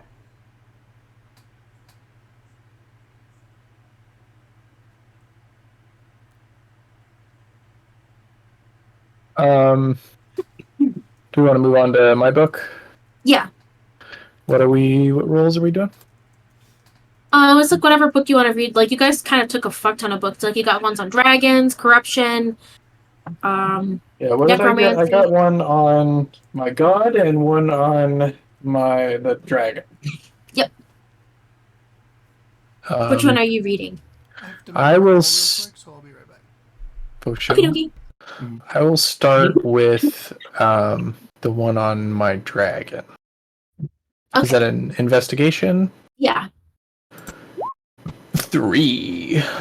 Listen, you're tired. these words, like, you're, like, getting dyslexic reading these, like, books. And it's like when you read the page, but you retain no information. Mm. So all you're just seeing is, A like, bit too much to drink. and so it's like the information you do have, you're like, Jintang the Golden Serpent, and you're like, sick, I know his name. I know how to say it now. Yeah, so I kind of try to read it, and then I'm like, I think I'll just read it later, and then I don't even bother with the other book. Like, this is too much right now. It's been such a long day.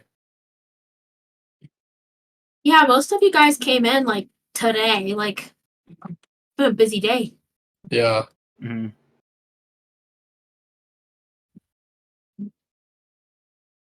And so, like, after your guys' study session, you guys probably wrap it up for the night, unless you guys do want to actually have a pillow fight.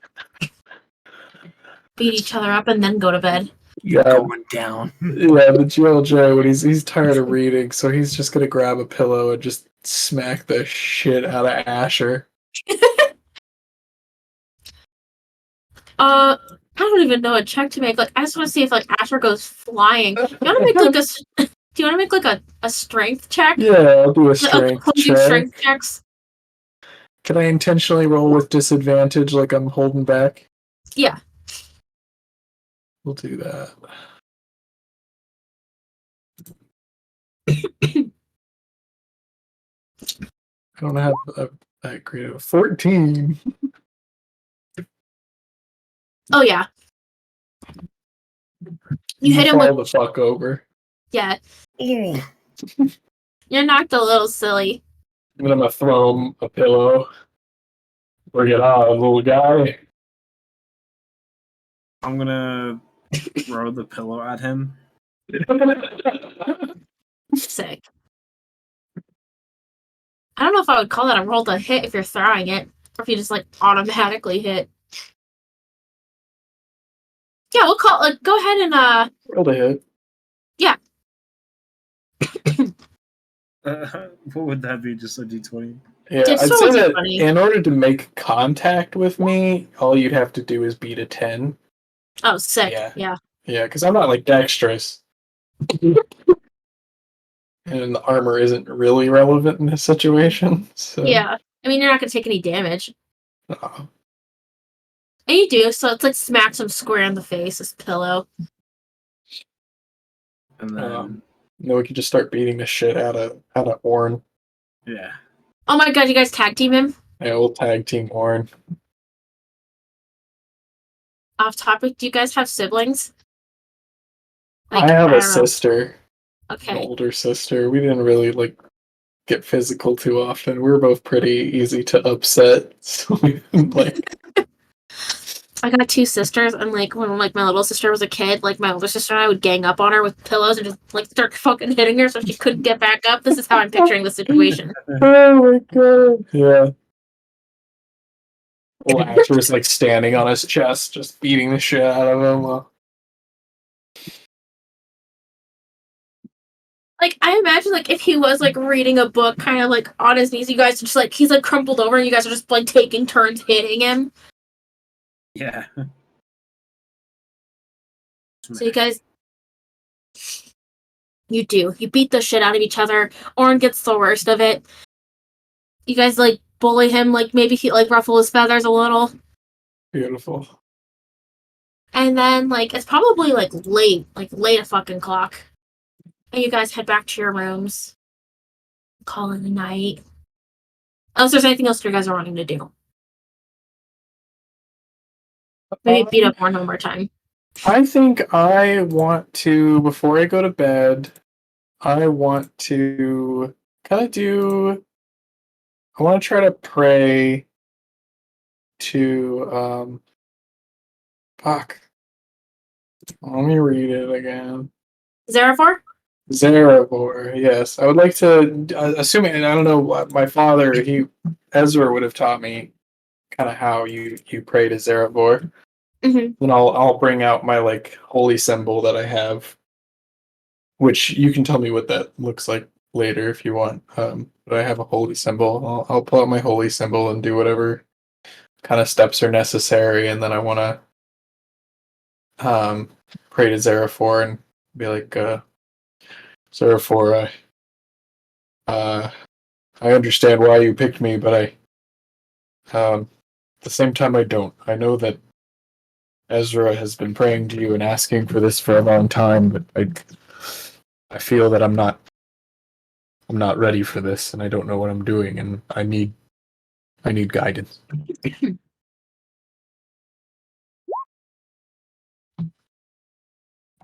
And it's quiet.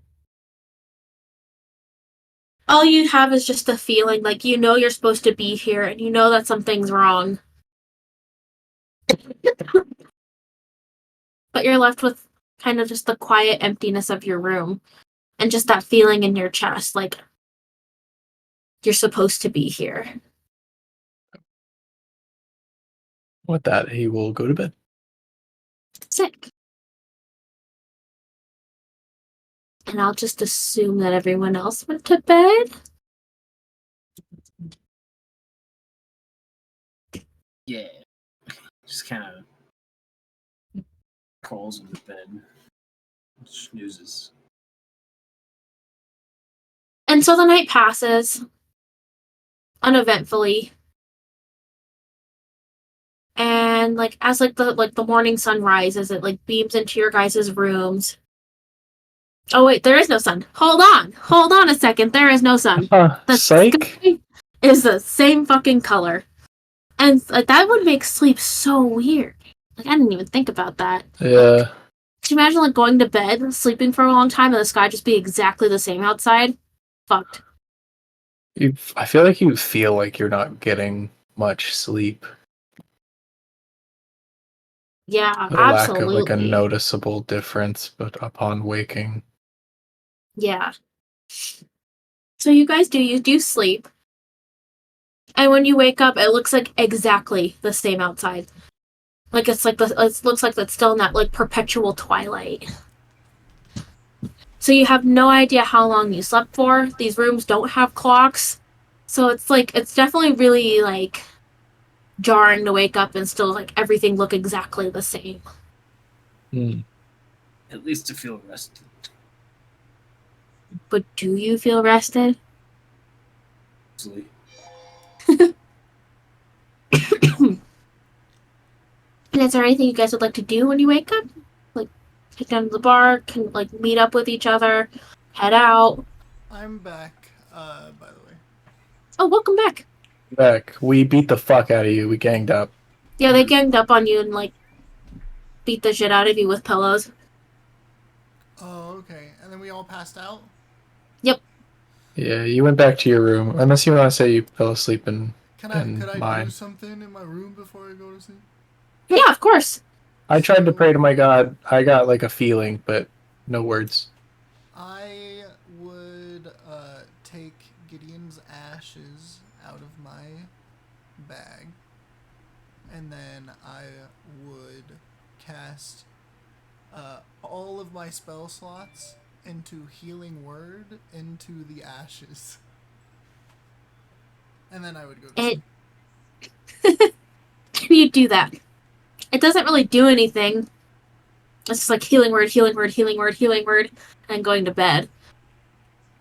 It does something to the soul, Sam. It healed the soul. Interesting. He felt it all the way in heaven. He's like, damn, my boy's got me. I'm doing this for a reason. Hopefully Sick. we'll get to that.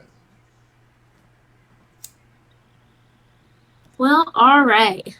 Is there anything that you're wanting to do before bed, Asher? Or just pass out? So, Sick. And so you guys wake up. You have no idea what time it is because the sky looks exactly the same outside. Same light snow, frigid cold. Shitty shit. Can I make a pocket watch and check the time? Yeah. So I do that with prestidigitation. Yeah. And That's allowed? yeah, because a pocket watch is just a trinket, and I can make a trinket. Yeah, in but, seconds.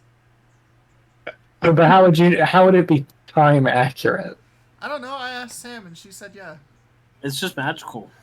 Listen, it's magic. I don't make the rules. It's D&D. Actually, you do. I do make the rules. Well, God says the Pocket Watch works. God says so, then. That's all that matters. You guys slept for about like a solid 8 hours. And let's say you guys went to bed, like, you guys did some studying. So it's like 9 o'clock in the morning. All right. Okay, nice. I prepared my spell for the day. So you do that. And then you guys all will get like knocks at your door from the same like housekeeper last night who served your food. Just asking if you guys need like your room cleaned or anything. Just like, knock housekeeping. GLJ will have woken up a little early and tidied his room and made his bed. Good soup. He's a good boy. Asher's room is a mess, even though he doesn't remember. Making a mess. Despite having only stayed one night, it's fucking wrecked. It's trash.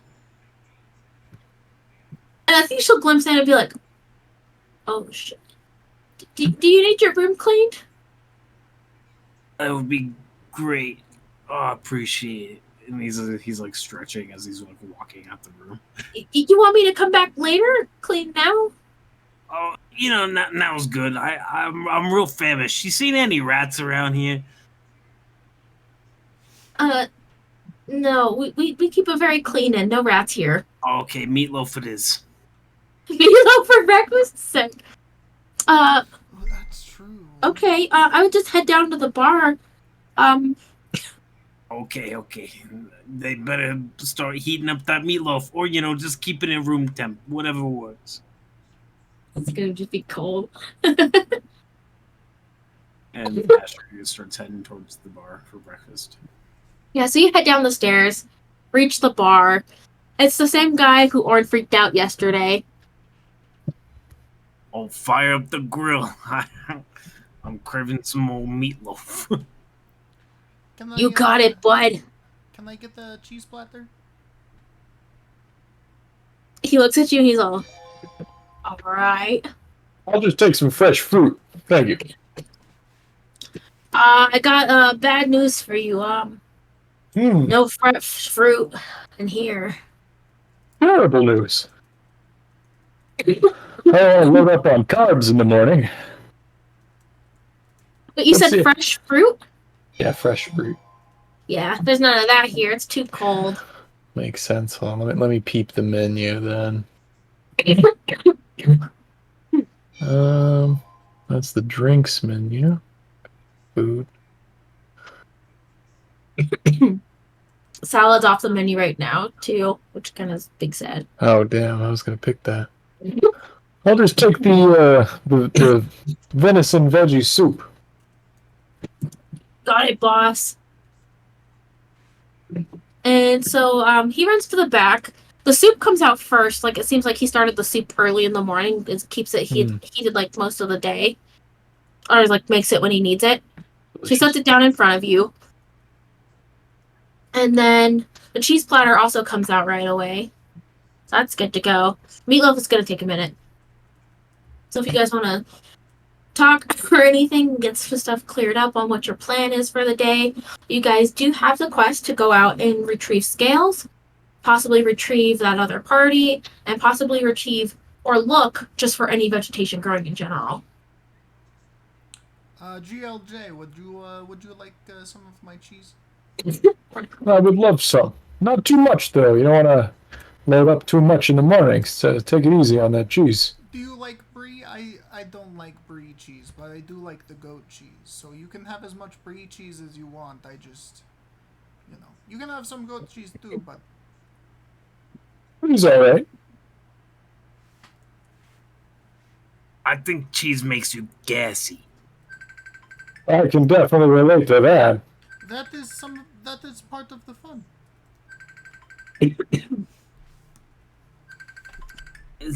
I don't know. I love a good stink sometimes, but And And then the meatloaf comes out. Oh, this is a good stink.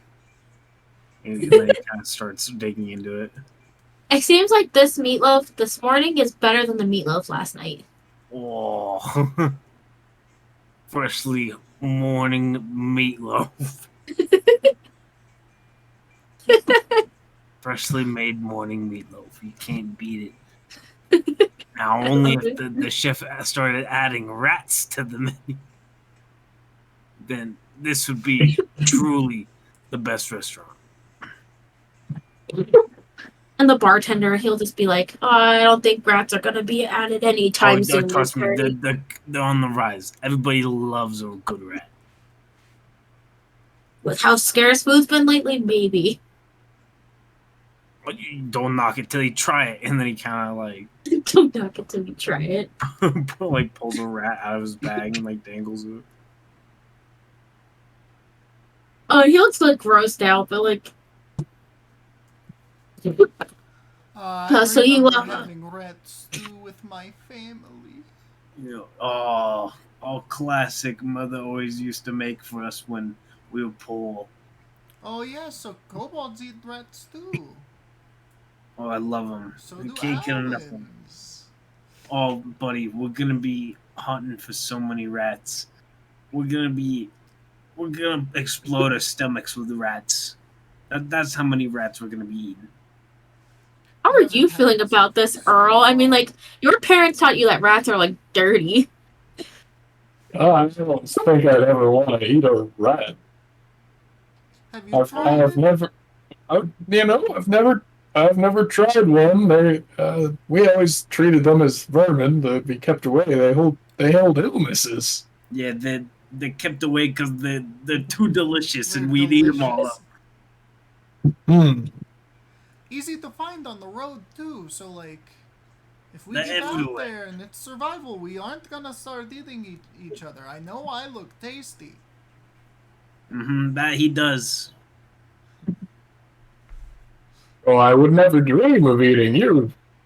Oh, I bet I taste like chicken, but listen, we can just find rats and we'll be fine. We'll be okay. Yeah. Rats are really the answer.